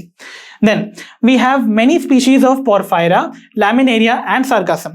So Porphyra, which was a red algae, है ना, Laminaria and Sargassum, which were brown algae, इन सबको हम consider करते हैं as the ones which are edible. ये खाई जाती हैं। ओके, सो ये वो एल्गी की स्पीशीज है अमंग 70 मैराइन स्पीशीज, क्योंकि देखिए ये सारे के सारे, क्योंकि मैंने आपको बोला ये ब्राउन एल्गी और रेड एल्गी के मेंबर्स हैं, तो इनका प्राइमरी जो हैबिटेट है वो मैराइन हैबिटेट होगा, इजंट इट? सो ये उन 70 मैराइन स्पीशीज में से हैं जो कि एडिबल हैं, जो कि इजीली मतलब जो कि खाई जाती हैं बाय द पीपल। ओके, अब हम देखते हैं कुछ ऐसे भी मैराइन रेड एल्गी और ब्राउन एल्गी होते हैं जो कि प्रोड्यूस करते हैं लार्ज अमाउंट ऑफ हाइड्रोकोलॉइड्स, जिनके बारे में मैंने आपको बताया था। हाइड्रोकोलॉइड्स वो सब्सटेंस है जो कि वाटर होल्डिंग कैपेसिटी रखते हैं, इजंट इट? तो उनके एग्जांपल्स हैं जैसे कि एल्जिन, कैराजिनिन एंड अगार, जो कि कमर्शियली इंपॉर्टेंट है, और ये किनसे प्रोड्यूस होते हैं? कुछ इंपॉर्टेंट रेड एल्गी और ब्राउन एल्गी से। ओके, देन वी हैव अगार, जो कि अगेन एक हाइड्रोकोलॉइड ही है। ये प्रोड्यूस होता है by two red algae called Gracilaria and Gelidium, और इनको यूज किया जाता है as a medium to grow microbes in laboratory culture में हम मीडियम बनाते हैं जिनके ऊपर हम माइक्रो ऑर्गेनिजम्स को ग्रो करवाते हैं। Okay, and plus they are also use to prepare ice creams and jellies. तो अगार का इस्तेमाल लैबोरेटरी में है and to prepare ice creams and jelly, उनको सॉलिडिफाई करने में आइसक्रीम्स और जेली को अगार का इस्तेमाल किया जाता है। सो that is obtained from which algae? The red algae called Gracilaria and Gelidium. Fine. Then कुछ ऐसी यूनिसेल्युलर ग्रीन एल्गी हैं जिन्हें हम कहते हैं क्लोरेला, जो कि बहुत रिच सोर्स होती हैं ऑफ प्रोटीन। तो ये प्रोटीन का बहुत रिच सोर्स होने की वजह से जो स्पेस ट्रैवलर्स होते हैं ना, ये अपना फूड के फॉर्म में इसको स्टोर करके ले जाते हैं। So they are used as a food supplementary by the space travellers. Okay, ठीक है। तो बच्चों अब हम आ गए हैं हमारे प्लांट किंगडम के next group which is bryophytes पे। सो ब्रायोफाइट्स को हमने कहाँ देखा है? अक्सर आपने किसी रेन शावर के बाद किसी ट्री की बार्क पे या किसी ओल्ड वॉल पे या सपोज किसी मॉइस्ट सॉइल पे या अक्सर किसी ड्रेनेज के किनारे ग्रीन मैट की कवरिंग देखी होगी, है ना? वो जो मैट जैसी कवरिंग ग्रीनली दिखती है वो दूर से देखने में ना एल्गल स्कम की तरह दिखती है, बट अगर आप क्लोजली जाके उसको ऑब्जर्व करेंगे तो आपको वहां पे टाइनी टाइनी प्लांट देखने को मिलते हैं। वो बेसिकली होते हैं मॉसेस, और मॉसेस को हम प्लेस करते हैं under the group bryophytes. So bryophytes में हम पढ़ने वाले हैं मॉसेस को और लीवरवर्ट्स को। ओके, सो ये दो ग्रुप ऑफ ऑर्गेनिज्म हैं जिनको कि हम ब्रायोफाइट्स में कंसिडर करेंगे। ठीक है, अब हम इनके हैबिटेट देखते हैं, ये कहाँ पर पाए जाते हैं। सो बेसिकली जितनी भी मैंने आपको अभी प्लेसेस बताई वो सबकी सब मोस्टली ऐसी प्लेसेस है जहां पर आपको डैम्पनेस और मॉइस्चर देखने को मिलेगा, है ना, थोड़ी नमी देखने को मिलती है, and mostly they are all shaded localities, यानी कि ये शेडेड प्लेस है जहां पर डायरेक्ट सनलाइट नहीं आती है, तो ये ऐसी कंडीशंस में ग्रो करना पसंद करते हैं, isn't it? And they are the terrestrial plants, यानी कि they are the first land plants, but इनको कहा जाता है the amphibians of plant kingdom. Very important point, इन्हें हम एम्फीबियंस क्यों कहते हैं? एम्फीबियंस के बारे में आप जानते हैं ना, ये वो एनिमल्स होते थे जो कि लैंड और वाटर दोनों में सर्वाइव करते हैं, बट इनको प्लांट्स को हम कैसे एम्फीबियंस कंसिडर कर सकते हैं? ओके, तो इसके पीछे का रीजन ये है कि they can live in soil, ये भले ही टेरेस्ट्रियल हैं, सॉइल में ग्रो करते हैं, बट इनको पानी की बहुत ज्यादा जरूरत है। They need water for a very important event in their life cycle which is sexual reproduction, और सेक्सुअल रिप्रोडक्शन में भी किस लिए? For fertilization of their gametes. अगर गैमेटिक फर्टिलाइजेशन नहीं होगा या फ्यूजन नहीं होगा तो आगे की लाइफ साइकिल कैसे कंटिन्यू होगी? तो वाटर इनके लिए एक बहुत ही ज्यादा एसेंशियल एलिमेंट है for the continuation of their life cycle. ठीक है, ओके। अगर हम इनके प्लांट बॉडी की बात करते हैं तो the plant body is going to be a thalloid, यानी कि इनकी जो बॉडी है वो वेल डिफरेंशिएटेड नहीं होगी। ओके, और ये प्रोस्ट्रेट भी हो सकती है। बॉडी मतलब प्रोस्ट्रेट मतलब होता है क्रीपिंग, मतलब किसी भी सबस्ट्रेट पे ये ऐसे क्रीप कर रही है, नीचे की तरफ फैल रही है, इरेक्ट नहीं हो रही है। Okay, so it can be prostrate और it can be erect also. So erect का मतलब क्या होता है? ये स्ट्रेट जा रही है फ्रॉम द ग्राउंड, ऐसे, है ना, वर्टिकली ग्रो कर रही है। सो ये भी देखने को कंडीशन मिलती है in case of bryophytes. Okay, and they are attached to the substratum, यानी कि जिस भी सबस्ट्रेटम पे ग्रो कर रहे हैं, सपोज सॉइल पे, किसी रॉक पे, किसी वॉल पे, तो सबस्ट्रेटम में अटैचमेंट के लिए they have root like structures जिनको हम कहते हैं राइजोइड्स। और वो जो राइजोइड्स होते हैं दे कैन बी यूनिसेल्युलर, यानी कि सिंगल सेल के भी बने हो सकते हैं, और they can B multi cellular also. Okay, and अगर हम बात करें इनके पास कैसे और स्ट्रक्चर्स देखने को मिलते हैं, तो मैंने आपको बोला इनके पास रूट जैसे स्ट्रक्चर है, एग्जैक्टली ट्रू रूट्स नहीं है, तो रूट लाइक स्ट्रक्चर्स हैं। तो उन रूट लाइक स्ट्रक्चर्स को मैंने बताया क्या कहते हैं, राइजॉइड्स, राइट। इनके पास स्टेम लाइक स्ट्रक्चर्स भी हो सकता है which is called cauloid, okay, and they can also have leaf like structures called phylloids. तो आप रिलेट करना सीखिए इन वर्ड्स को। जब भी आपको वर्ड मिलेगा rhizo, it is almost going to be related with roots every time, okay. जब भी आपको वर्ड मिलेगा कॉलस या cauloid, it is going to be always related to stem. और जब भी वर्ड मिलेगा फिल, है ना, ये आपको PHYLL जो वर्ड मिलता है, this is always related to leaves. तो जब भी आप इन टर्म्स को ना याद ये समझ लेते हैं इनकी बेसिक फंडे को, तो आप ये कहीं पर भी इस्तेमाल कर सकते हैं to break the word and get its meaning. Biology में ये आपको बहुत फायदा देता है, ओके। सो आपको यहाँ पर कुछ ब्रायोफाइट्स के पिक्चर्स दे रखे हैं। देखिए कैसे ग्रीन मैट्स की आपको कवरिंग दिखाई दे रही है ऑन द सरफेस। ये ग्रीन मैट जो है वो दे आर मॉसेस। और यहाँ पर आपको ना कुछ ऐसे फ्लैटेंड स्ट्रक्चर देखने को मिल रहे हैं जो कि सबस्ट्रेट पे ग्रो होते हैं, और ये इनका स्ट्रक्चर हम आगे डील भी करेंगे। तो ये ना लिवर जैसे शेप में दिखते हैं, that is why they are called liverworts. तो यहाँ पर हम इनको भी कंसिडर करने वाले हैं, ओके। तो चलिए डिस्कस करते हैं इसी टॉपिक को थोड़ा और डिटेल में। तो बच्चों, ब्रायोफाइट से रिलेटेड कुछ और इंपॉर्टेंट पॉइंट्स को हम करते हैं अब डिस्कस। सो मेन बॉडी जो प्लांट ब्रायोफाइट की होती है, that is called a gametophyte. सो इस गैमेटोफाइट वर्ड को अगर हम ब्रेक करें, सो गैमेटोफाइट मतलब गैमीटो और phyte word is always related to plant. सो यानी कि ये गैमीट प्रोड्यूसिंग बॉडी है, ओके।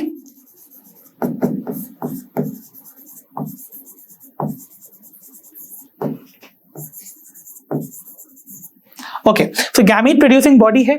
और आपको याद रखना है, जब भी आपको वर्ड मिलेगा गैमेटोफाइट, तो आपको इसकी हेप्लॉइडी जो प्लॉइडी लेवल है वो याद रखना है कि वो हेप्लॉइड होगा, यानी कि इसके पास इसके न्यूक्लियस में होगा केवल एक set of chromosome, okay okay. Then अगर इनकी बॉडी गैमेटोफाइट है तो ऑब्वियसली ये अपने गैमीट्स प्रोड्यूस करते हैं, और गैमीट्स प्रोड्यूस करने के लिए इनके पास कुछ स्ट्रक्चर तो होंगे ना, यानी कि गैमीट प्रोड्यूस करने के लिए इनके पास कोई बैग लाइक स्ट्रक्चर्स होने चाहिए, है ना। तो वो जो स्ट्रक्चर्स जिनके अंदर ये गैमीट्स प्रोड्यूस करते हैं उन्हें हम कहते हैं गैमेटांजिया। इसका सिंगुलर होता है गैमेटांजियम, ठीक है। तो बेसिकली गैमेटोफाइट बनाते हैं गैमीट्स किन स्ट्रक्चर्स के अंदर, गैमेटांजिया में। और आपने पढ़ा हुआ है, हमेशा से जानते हैं कि गैमीट्स बनते हैं किसके अंदर, सेक्स ऑर्गन्स के अंदर। तो बेसिकली गैमेटांजिया भी तो वही स्ट्रक्चर्स हैं जिनके अंदर गैमीट्स बन रहे हैं। इसका मतलब क्या हुआ, गैमेटांजिया जो है वो बेसिकली नथिंग एल्स, वो क्या होते हैं, they are the sex organs, okay.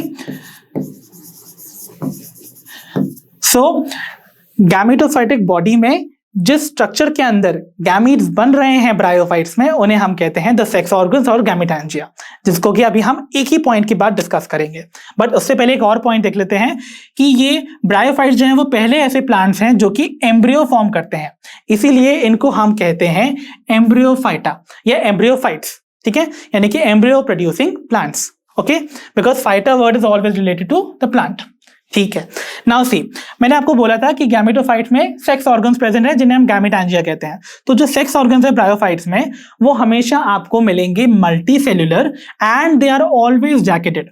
मतलब जो सेक्स ऑर्गन्स हैं उनके चारों तरफ आपको एक इनफर्टाइल लेयर दिखेगी जो कवर करके रखती है सेक्स ऑर्गन को, जिसे हम कहते हैं जैकेट।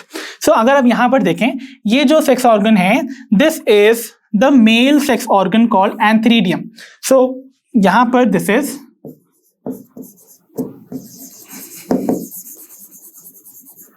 एंथ्रीडियम। सो एंथ्रीडियम में आप देख रहे हो कैसे ये जो स्ट्रक्चर है ये मल्टी सेल्यूलर, कितने सारे सेल से मिलकर बना है, और इसके चारों तरफ ये जो आपको लेयर दिख रही है ना सेल्स की, this layer is called the jacket. This is the jacket, okay. So jacketed होते हैं किसके सेक्स ऑर्गन्स, ब्रायोफाइट्स के, ओके।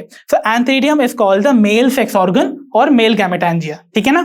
आप रिलेट कर पा रहे हो उनको, यस, रिलेट करिए। सो एंथ्रीडियम जो हो गया वो मेल सेक्स ऑर्गन हो गया, जिसमें आपको ये बहुत सारे जो सेल्स देखने को मिल रहे हैं ना अंदर इस तरीके से, इन्हें हम कहते हैं एंड्रोसाइट्स।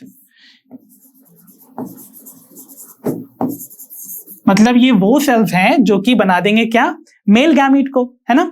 सो एंड्रोसाइट्स बनाते हैं मेल गैमीट जो कि कहलाते हैं एंथेरोजोइड्स। अब एंथ्रोजॉइड, एंथ्रो वर्ड रिलेट करता है मेल से, और जोइड्स मतलब ऑब्वियसली एनिमल लाइक, इसका मतलब ये क्या होंगे, एनिमल जैसे मोटाइल होंगे। इनके पास भी होगा फ्लैजिला, और कितने फ्लैजिला होंगे, 2 flagella, they are biflagellated. So antheridium में क्या बनेंगे भाई, बायफ्लैजिलेटेड एंथ्रोजॉइड्स। ठीक है, तो ये है द मेल गैमीट जिन्हें हम कहते हैं एंथ्रोजॉइड, जो कहां बनते हैं, inside the antheridium. Which cells, from which cells, androcyte से। Okay okay, then we talk about the female sex organ, जो कि होता है फ्लास्क शेप्ड, है ना, कुछ ऐसा। आप यहां पर देख पा रहे हो, ये जो स्ट्रक्चर है, this is the female sex organ, जो कि ऐसे फ्लास्क शेप का है ना, और इसके चारों तरफ भी आपको ये जो कवरिंग दिखाई दे रही है सेल्स की, this is also representing a jacket, है ना, तो ये जैकेट सेल्स हैं आपके।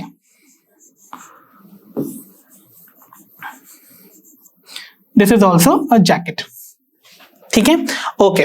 और अगर आप ध्यान से देखेंगे तो ये जो स्ट्रक्चर है, इस स्ट्रक्चर को हम कहते हैं, यानी कि फीमेल सेक्स ऑर्गन को हम बुलाते हैं आर्कीगोनिया।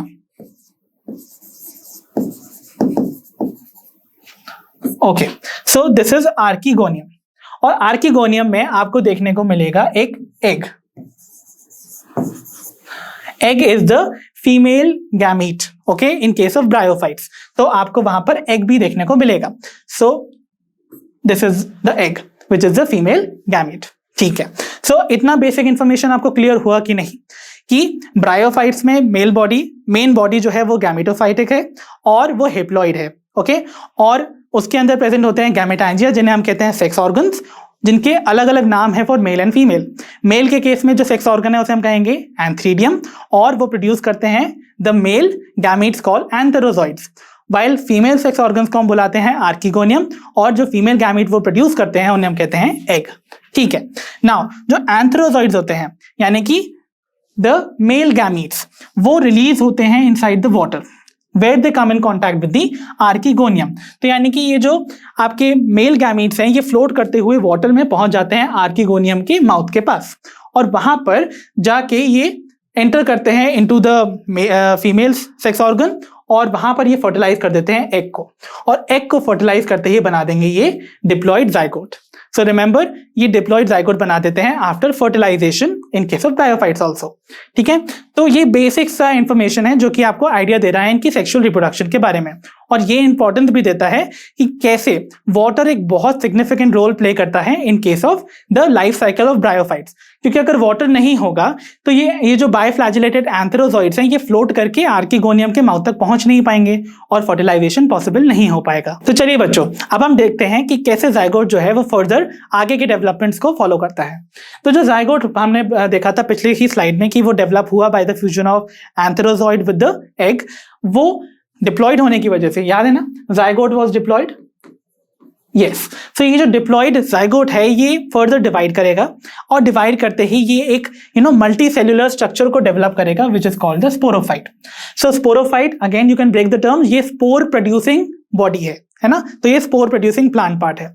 ओके, सो स्पोरोफाइट जो होता है ये डेवलप किया है ऑन द गैमेटोफाइट, है ना, गैमेटोफाइट के ऊपर, क्योंकि मेन प्लांट बॉडी तो गैमेटोफाइट थी ना, हमने पहले ही पॉइंट में कंसीडर किया था, उसके ऊपर ये ग्रो कर रहा है, प्लस ये नॉन फोटोसिंथेटिक है।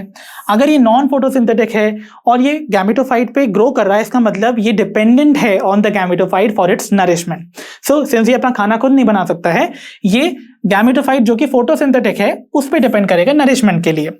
और कुछ स्पोरोफिटिक सेल्स जो हैं, स्पोरोफाइट के बॉडी के कुछ सेल्स अंडरगो करते हैं meiosis to produce haploid spores, वो हेप्लॉइड स्पोर्स बनाते हैं, और वो स्पोर्स होंगे, सिंस वो हेप्लॉइड हैं, तो यानी कि जब वो जर्मिनेट करेंगे तो वो क्या प्रोड्यूस करेंगे, yes, the main plant body which was the gametophyte. Okay, तो वो हेप्लॉइड प्लांट बॉडी बना देंगे वापस से, ठीक है, और आपको नया प्लांट मिल जाएगा जो कि ओरिजिनल पेरेंट प्लांट की तरह ही होगा। ओके, तो अगर हम इस साइकिल को कंप्लीट करने की कोशिश करें तो आप समझने की कोशिश करिएगा, हमारे पास जो मेन प्लांट बॉडी थी दैट वाज गैमेटोफाइट, जो कि क्या थी, हेप्लॉइड थी, है ना। गैमेटोफाइट में क्या थे, गैमेटांजिया थे, यानी कि सेक्स ऑर्गन्स थे। ओके, जिसमें कि मेल सेक्स ऑर्गन को हम एंथ्रीडियम कहते थे और फीमेल सेक्स ऑर्गन को हम कहते थे आर्चिगोनियम या आर्किगोनियम। ओके, तो गैमेटैंजिया भी क्या थे भाई? हेप्लॉइड थे, क्योंकि वो हेप्लॉइड प्लांट बॉडी से बने हैं तो वो भी हेप्लॉइड होंगे, इजंट इट? सो गैमेटैंजिया यानी कि sex organs will produce what? Gametes, है ना? तो यहां पर दे फॉर्म गैमीट्स, और गैमीट्स भी क्या होंगे? हेप्लॉइड। तो इसका मतलब गैमेटोफिटिक बॉडी में जो गैमीट्स बनते हैं वो कौन सी डिवीजन से हो रहे होंगे? माइटोसिस या मियोसिस? ऑब्वियसली माइटोसिस, क्योंकि यहां पर सबकी हेप्लॉइड सेम चल रही है ना? So gametes will be also haploid over here. अब जो मेल और फीमेल गैमीट है, यानी कि gametes will be both male as well as female. अब ये जो मेल और फीमेल गैमीट्स है, इनका होगा fusion to form the zygote. Okay, और जाइगोट कैसा होता है? डिप्लॉइड। अब ये जो जाइगोट है ये फर्दर डेवलप करेगा, ग्रो करेगा टू फॉर्म द स्पोरोफाइट। और जो स्पोरोफाइट डेवलप हुआ है वो तो जाइगोट से डेवलप हुआ था ना, इसलिए इसकी जो प्लॉइडी होगी that will be diploid again. Okay, अब नाउ द स्पोरोफाइट के अंदर डेफिनेटली स्पोरोफाइट है, यानी कि ये स्पोर बेयरिंग बॉडी है ना, तो इसके अंदर भी स्पोर प्रोड्यूसिंग बैग्स होंगे जिन्हें हम कहेंगे स्पोरेंजिया, जो कि अगेन डिप्लॉइड होंगे। ओके, और उन बैग्स के अंदर होंगे कुछ सेल्स जो कि करेंगे क्या? मियोसिस। तो they undergo meiosis to form spores, और सिंस ये जो स्पोर्स मियोसिस से बने हैं, इनकी क्या होगी? Ploidy haploid, they are going to be haploid in nature. और ये स्पोर्स जब जर्मिनेट करेंगे तो ये वापस से क्या बना देंगे? The gametophyte. So they will germinate to produce the gametophyte, और ये लाइफ साइकिल इनकी ऐसे चलती रहेगी। ओके, सो आई होप आपको समझ में आया होगा कि इनकी कैसी बेसिक लाइफ साइकिल का प्लान है। ओके, तो चलिए बच्चों, अब हम देखते हैं कैसे हम ब्रायोफाइट्स को भी फर्दर क्लासिफाई कर सकते हैं।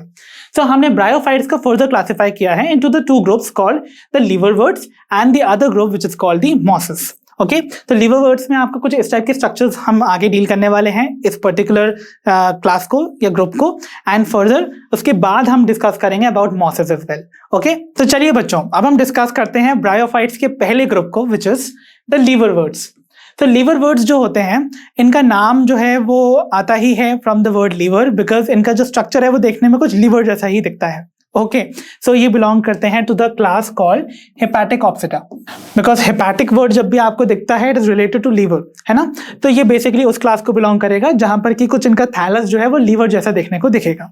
ओके, तो इनकी जो प्लांट बॉडी है वो है थैलॉइड, यानी कि टू रूट स्टेम्स और लीव्स में नहीं होती है differentiated. Then we have the dorsiventral structure of their body, यानी कि इनकी बॉडी पे अगर आप देखेंगे इनका जो डॉर्सल स्ट्रक्चर है और वेंट्रल स्ट्रक्चर है वो काफी डिफरेंशिएटेड है। आप इजीली स्ट्रक्चर देख के पहचान पाएंगे कि इस जो स्ट्रक्चर है वो उसका डॉर्सल सरफेस है और वेंट्रल है।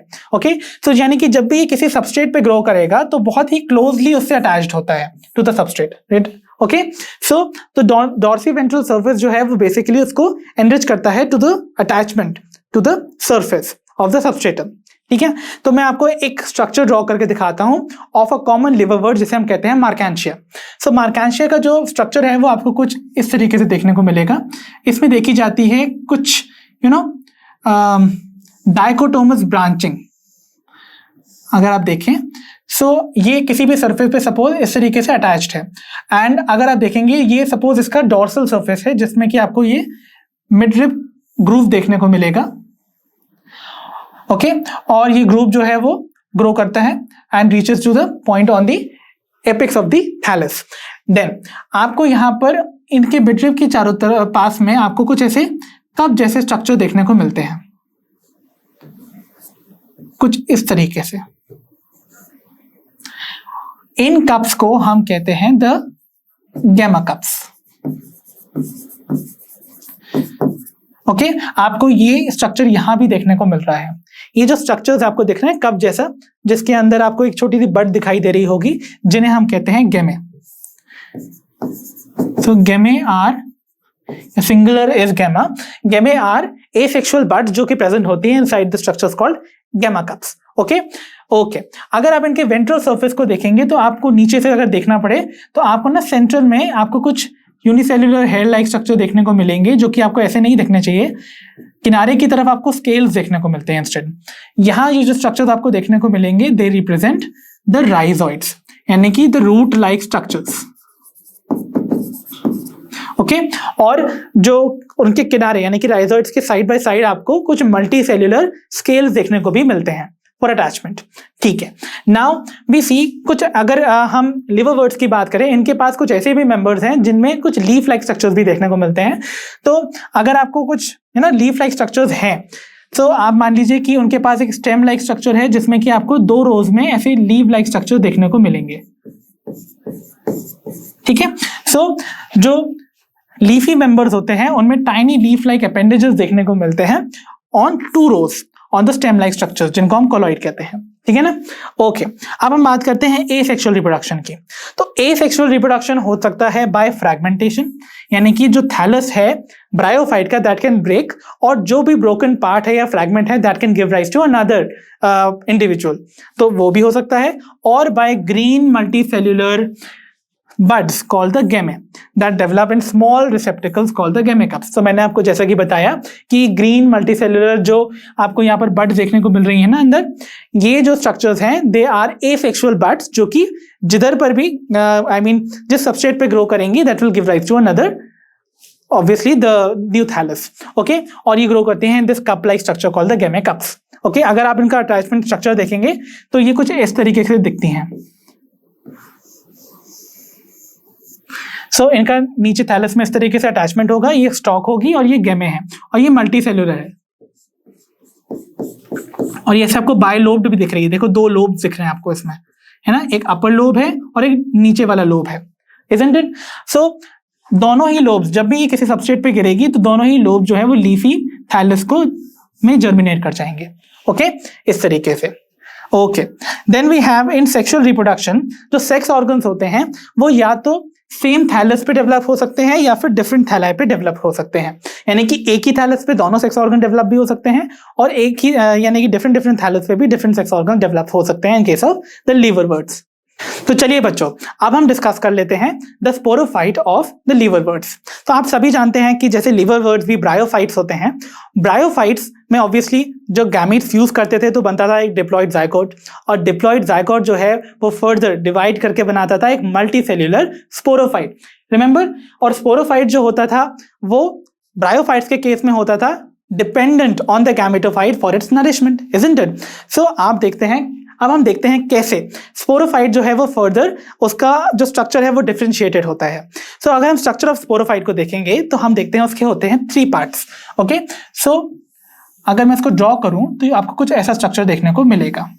सो ये जो स्ट्रक्चर आपको देखने को मिल रहा है, इसमें जो पॉइंट ऑफ अटैचमेंट है ऑफ द स्पोरोफाइट, यानी कि जिस पॉइंट पे जिस स्ट्रक्चर से स्पोरोफाइट जो है वो गैमेटोफाइट से अटैच्ड होता है उसको हम कहते हैं the foot. So this is the foot.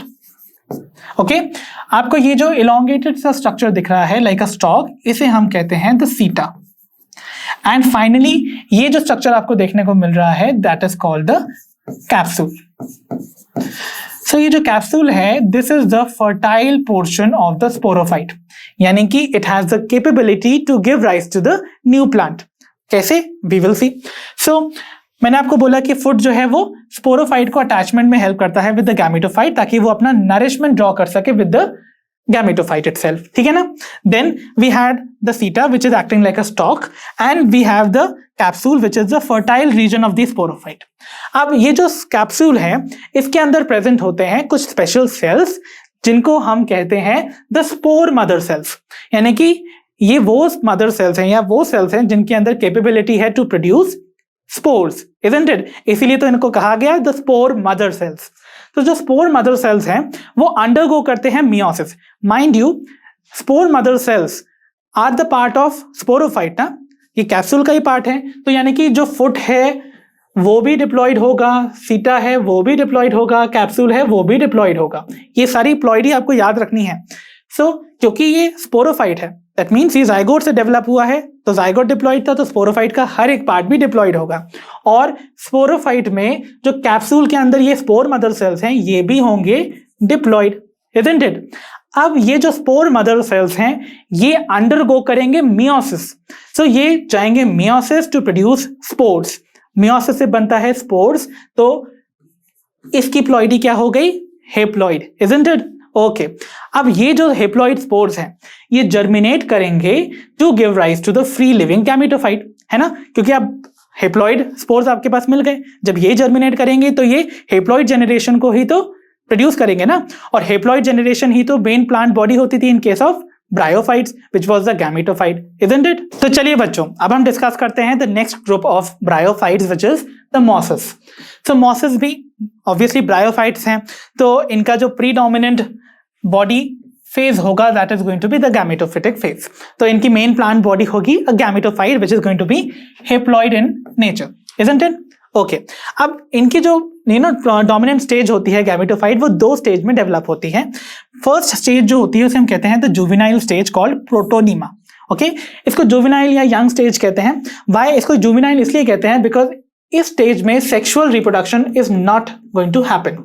So sexual reproduction ये नहीं शो करता है, इसीलिए इसको हम कहते हैं जुवेनाइल फेज। ओके, अब ये जो प्रोटोनीमा होता है ये फर्दर दो टाइप का होता है, द प्राइमरी प्रोटोनीमा और सेकेंडरी प्रोटोनीमा। तो देखिए ये कैसे डेवलप होता है। सो बेसिकली हम जानते हैं जो गैमेटोफाइट है वो डेवलप करेगा from the haploid spore, isn't it? तो मान लेते हैं कि एक हेप्लॉइड स्पोर था, दिस इज द स्पोर, ठीक है, जो कि है हेप्लॉइड इन नेचर। ये जर्मिनेट करेगा to produce a green filamentous branched structure called the primary protonema.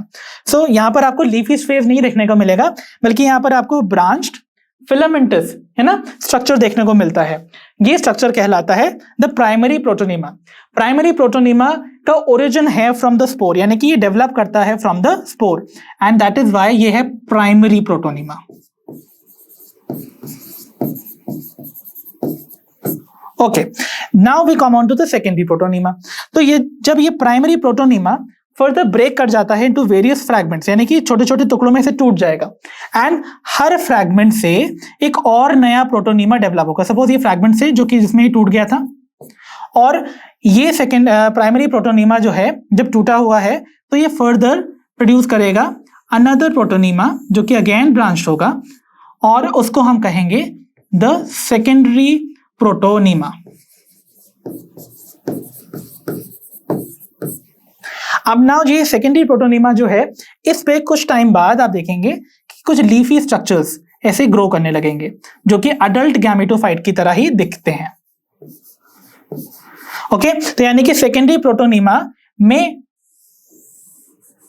जब लीफी स्ट्रक्चर्स डेवलप होने लगते हैं तब ये कन्वर्ट हो जाता है इनटू द अडल्ट और द लीफी स्टेज, ठीक है?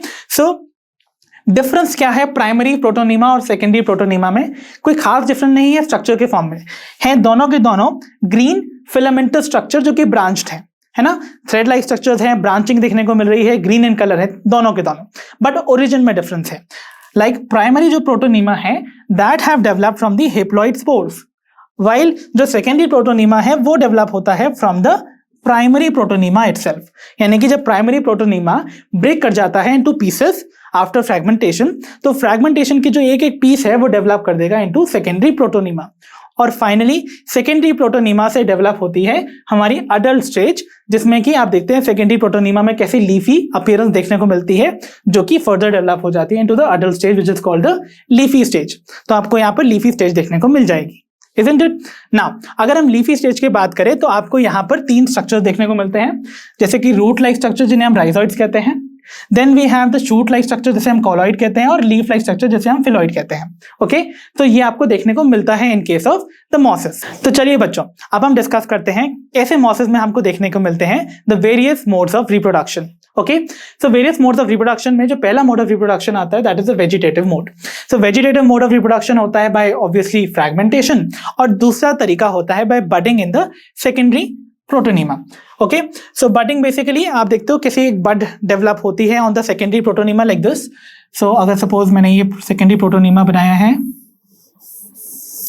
सो इसमें आपको ऐसे बड्स डेवलप होती दिखेंगी, और धीरे धीरे ये जो बड जब जर्मिनेट करेंगी तो that will give rise to the leafy stage of the mosses which is the adult stage. Okay, so ये bud ही germinate कर जाती है to form the adult stage. ठीक है, okay. Then we talk about the sexual reproduction.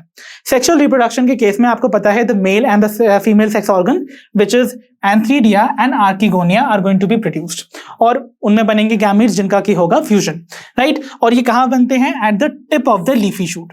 तो जो आपको leafy shoot देखने को मिलेंगे ऑफ द मॉसेस, उनके टिप पे लीव्स के ऊपर आपको आर्किगोनिया और एंथ्रीडिया देखने को मिल जाएंगे. ओके, देन आफ्टर फर्टिलाइजेशन, क्योंकि भाई male and female sex organs हैं तो obviously male and female gametes बनेंगे, उनका फर्टिलाइजेशन होगा to form a diploid zygote, and zygote जो है वो फर्दर डिवाइड करेगा to form a multicellular sporophyte, जो कि किस में डिफरेंशिएटेड होता था? 3 पार्ट्स में, विच वर फुट जो कि हेल्प करता था अटैचमेंट में, देन सीटा which was the stock, and capsule जो कि था द फर्टाइल रीजन जिसमें कि प्रेजेंट थे स्पोर मदर सेल जो कि मियोसिस करके क्या बनाते थे? Haploid spores. Isn't it? तो चलिए बच्चों, अब हम डिस्कस करते हैं about the sporophyte of the mosses. So जब हम बात करते हैं स्पोरोफाइट्स ऑफ मॉसेस की, तो आपको याद रखना है जो स्पोरोफाइट है वो मॉसेस का ज़्यादा बेटर डेवलप्ड होता है, ज़्यादा बेटर एलैबोरेट होता है दैन द लिवरवर्ट्स. लिवरवर्ट्स से ज़्यादा वेल डेवलप्ड है. Okay, then another important point is जो स्पोर्स बनते हैं that is formed inside the capsule of the sporophyte. So अगर आप स्ट्रक्चर को देखेंगे यहाँ पर of the plant body of a bryophyte, तो आप देख रहे हो मॉस की यहाँ पर आपको कुछ रूट लाइक स्ट्रक्चर्स हैं जिनको हम राइजोइड्स कहते हैं. ये एक मेन एक्सिस है ना, जो कि कॉलॉइड को रिप्रेजेंट कर रही है. Then we have the leaves जो कि again the part of gametophyte है. तो ये तीनों स्ट्रक्चर्स जो हैं they are going to form the gametophyte which is haploid in nature. Okay, then further what will happen कि इसमें स्पोरोफाइट का डेवलपमेंट हुआ जाइगोट से. देन आपको यहाँ पर 3 डिस्टिंक्ट स्ट्रक्चर देखने को मिलेंगे, one of which is missing here जो कि है द फुट. तो फुट का काम क्या था भाई? फुट का काम होता है is the attachment of the sporophyte with the gametophyte, ताकि वो उससे नरिशमेंट ड्रॉ कर सके. Isn't it? Then we have the seta which is the stalk, and finally we have the fertile part of the sporophyte called the capsule, जिसमें कि meiosis से बनते हैं स्पोर्स. और meiosis कौन करता था भाई? The spore mother cells, okay, जो कि डिप्लॉयड थे. ओके, सो स्पोरोफाइट को रिप्रेजेंट करते हैं ये 3 स्ट्रक्चर, द फुट, सीटा एंड द कैप्सूल. ओके, सो जो मॉसेस होता है ना, उनके अंदर जो स्पोर डिस्पर्सल का मैकेनिज्म है, यानी कि स्पोर शेड करने की जो मैकेनिज्म है वो बहुत ज्यादा वेल डिस्क्राइब्ड है, और उस मैकेनिज्म को हम कहते हैं हाइग्रोकेसी. ओके, सो हाइग्रोकेसी समझने के लिए आप पहले समझ लीजिए हाइग्रो वर्ड का मतलब क्या आता है. आप इजिली रिलेट भी कर सकते हैं किससे? हाइग्रोस्कोपिक वर्ड से, राइट. सो हाइग्रोस्कोपिक मतलब होता है उन सब्सटेंस से जो कि टेंडेंसी रखते हैं to absorb the moisture, right. So अगर आप ध्यान से देखें किसी कैप्सूल के एंड ओपनिंग में ना आपको एक रिम लाइक स्ट्रक्चर देखने को मिलेगा जिसे हम कहते हैं द पेरिस्टोम. ओके, सो ये जो स्ट्रक्चर आपको, यानी कि सपोज अगर ये आपका कैप्सूल है तो आपको यहां ओपनिंग पे एक रिम जैसे स्ट्रक्चर देखने को मिलेगा. This rim is called the peristome. और इस रिम पे आपको ना कुछ ऐसे टीथ जैसे स्ट्रक्चर देखने को मिलते हैं. ये जो स्ट्रक्चर्स आपको देखने को मिल रहे हैं, these are called the peristomial teeth. We call them peristomial teeth, जो कि कितने होते हैं? 32 इन नंबर, बट ये अरेंज होते हैं 2 रोज में. 2 रोज में कैसे ये अरेंज होंगे? कुछ इस तरीके से, लाइक आउटर रो में भी प्रेजेंट होंगे 16 टीथ, यानी कि आउटर 16 होंगे और इनर भी होंगे 16. बट जो आउटर 16 होते हैं ना, उनके अंदर एबिलिटी होती है टू अब्सॉर्ब द मॉइस्चर. अगर मैं आपको ड्रॉ करके दिखाऊं, सो अगर ये वाला आउटर टीथ है और ये इनर टीथ है, तो आउटर टीथ पे ना आपको ऐसे हाइग्रोस्कोपिक बैंड देखने को मिलेंगे. सो ये जो बैंड्स आपको यहाँ ट्रांसफर्स बैंड देखने को मिलते हैं, इनके अंदर एबिलिटी होती है टू अब्सॉर्ब द मॉइस्चर. ये जो बैंड देख रहे हैं, ठीक है. वाइल जो इनर टीथ है उसमें आपको, इनर 16 टीथ में आपको ये बैंड देखने को नहीं मिलेंगे. सो व्हाट हैपेंस इज कि ये जो हाइग्रोस्कोपिक बैंड्स होते हैं, ये इन पर्टिकुलर टीथ को एबिलिटी देते हैं टू एक्सपैंड. जब इनके पास मॉइस्चर हो, है ना, अब्सॉर्ब करके ये एक्सपैंड कर जाएंगे, और अगर इनके पास मॉइस्चर नहीं हो तो ड्राई कंडीशंस में ये वापस से श्रिंक कर जाएंगे, right. So what happens, day time में जब टेम्परेचर हाई होता है और वाटर लॉस हो रहा होता है तो ड्राई कंडीशंस होती हैं। ड्राई कंडीशंस के टाइम में ये जो टीथ होते हैं ये क्या कर जाते हैं, श्रिंक कर जाएंगे। तो ये श्रिंक कर जाएंगे यानी कि ऐसे दूर चले जाएंगे। जब ये दूर चले जाएंगे तो कैप्सूल के अंदर जितने भी स्पोर्स भरे हुए थे वो श्रेड कर जाएंगे, गिर जाएंगे, isn't it? तो ड्यूरिंग द डे टाइम क्या हो रहा होता है, स्पोर का डिस्पर्सल हो रहा होता है। और जैसे जैसे इवनिंग या नाइट का टाइम आता है यानी कि मॉइस्चर कंटेंट बढ़ने लगता है तो ये मॉइस्चर अब्सॉर्ब करके what will they do, they will condense, है ना, ये पास आ जाएंगे। ओके तो ये क्या करेंगे, एक्सपैंड करके ऐसे क्लोज आ जाएंगे और क्लोज आने के बाद क्या करेंगे, ऐसे बंद हो जाएंगे। तो व्हाट विल हैपन, जितने भी रास्ता था फॉर द स्पोर डिस्पर्सल अब वो बंद हो गया है, यानी कि देयर इज नो वे जिससे स्पोर डिस्पर्स हो सकते हैं। सो अब क्या होगा, इतने टाइम तक जब तक के लिए ये जो टीथ हैं वो क्लोज्ड हैं, आउटर टीथ, है ना, तब तक क्या होगा, न्यू स्पोर का फॉर्मेशन होगा, isn't it? एंड देन जब नेक्स्ट डे में वापस से ड्राई कंडीशंस होंगी तो ये वापस श्रिंक कर जाएंगे and then they will open and बाकी के स्पोर्स रिलीज कर देंगे। एंड देन अगेन जब इवनिंग आएगा तो मॉइस्चर अब्सॉर्ब करके they will again come closer और उसके बाद they will again close for stopping the spore dispersal, right. So ये बेसिक मैकेनिज्म है जो कि यहाँ पर देखने को मिलता है in case of the mosses. और इस मैकेनिज्म में मॉइस्चर का बड़ा रोल है तो इसको हम हाइग्रोकेसी कहते हैं, राइट।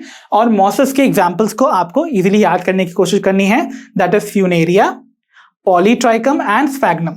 ओके तो चलिए बच्चों अब हम डिस्कस करते हैं the economic importance of bryophytes, यानी कि ब्रायोफाइट्स हमारी लाइफ में क्या इंपॉर्टेंट रोल प्ले करते हैं। ओके सो हमारे पास कुछ ऐसी मॉसेस हैं जो कि फूड सोर्स की तरह बिहेव करती हैं फॉर सर्टेन एनिमल्स, जैसे कि कुछ हर्बेशियस मैमल्स को और ये बर्ड्स को फूड प्रोवाइड करती हैं।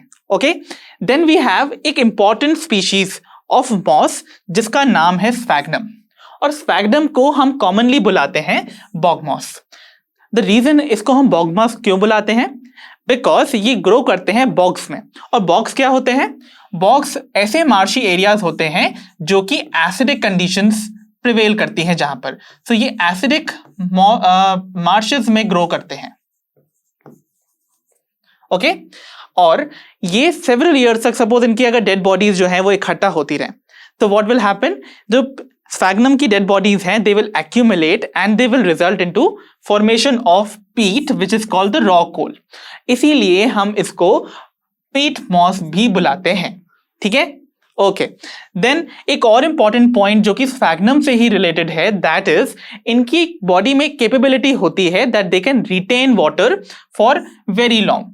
तो जो स्फैग्नम या फिर बॉग मॉस है वो अपनी बॉडी में बहुत सारा पानी स्टोर कर सकती है, और इस एबिलिटी की वजह से इसको हम यूज करते हैं as a packaging material for the transshipment of living material, यानी कि लिविंग मटेरियल को ट्रांसपोर्टेशन करवाने के लिए हम इसको एक पैकेजिंग मटेरियल की तरह यूज करते हैं। जैसे कि सपोज आपको किसी लिविंग सैपलिंग को, प्लांट सैपलिंग को एक प्लेस से दूसरी प्लेस पे ट्रांसपोर्ट करवाना है, सो आपका जो प्लांट सैपलिंग है वो कहीं ड्राई ना हो जाए जिसकी वजह से उसकी प्लांट सैपलिंग डेड ना हो जाए, इसीलिए हम उसको कवर कर देते हैं विद द पीट मॉस। और पीट मॉस उसको वो मॉइस्ट कंडीशन प्रोवाइड करता है ताकि जो सैपलिंग है उसकी लिविंग कंडीशंस मेंटेन रहें। ओके तो this is an important point related to sphagnum, right. And अगर आप यहां पर देख सकते हो यू हैव दिस स्पीशीज जिसे को हम स्फैग्नम कह रहे थे और जिससे मिलता है हमको the peat। okay then we have another important aspect related to bryophytes। bryophytes का होता है एक बहुत important ecological importance।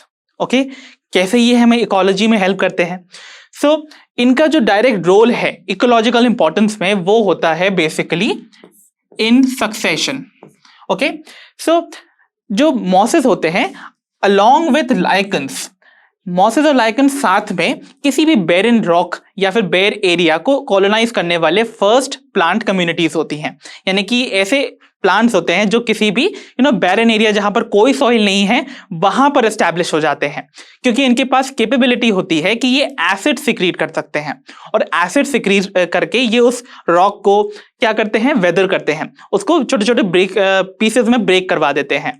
And then जब इनकी डेड बॉडीज भी उन पीसेस में एक्यूमुलेट होती है और मिनरल्स तो ऑब्वियसली रिलीज हो रहे होंगे एसिड के एक्शन की वजह से, सो मिनरलाइजेशन और यहाँ पर ऑर्गेनिक मैटर के एडिशन से बनने लगता है सॉइल, और सॉइल एक्ट करता है as a medium for the spores of different other plants to grow and establish themselves. तो उसकी वजह से क्या होता है, डिफरेंट प्लांट कम्युनिटीज जो होती हैं उस बैरन एरिया में धीरे धीरे एस्टैब्लिश होने लगती हैं एंड फाइनली वो एरिया बैरन नहीं रह जाता है। सो इनका ये डायरेक्ट रोल है इन ecological succession, right.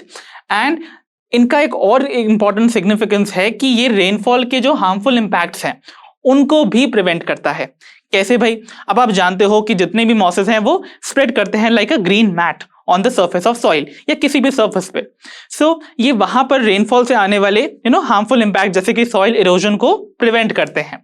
Okay, so अगर वहां पर ये कवरिंग रहेगी तो नीचे का सॉइल ऑब्वियसली इरोड होने से बचा रहेगा, इजंट इट? ओके, तो बच्चों आज की इस वीडियो में हमने कवर किए प्लांट किंगडम के बेसिक क्लासिफिकेशन और इंपॉर्टेंट ग्रुप्स जिनमें हमने एल्गी और ब्रायोफाइटा को आज कवर किया। अब हम मिलेंगे अपनी नेक्स्ट वीडियो में जहां पर हम कवर करेंगे रिमेनिंग ग्रुप्स को, यानी कि टेरिडोफाइट्स, जिम्नोस्पर्म्स और एंजियोस्पर्म्स को, और डिस्कस करेंगे the life cycles and alternation of generation in plants. Okay, तब तक के लिए आप जुड़े रहिए मेरे साथ। और जैसा कि आप सभी जानते हैं, लर्नो हब फ्री है पर बेस्ट है।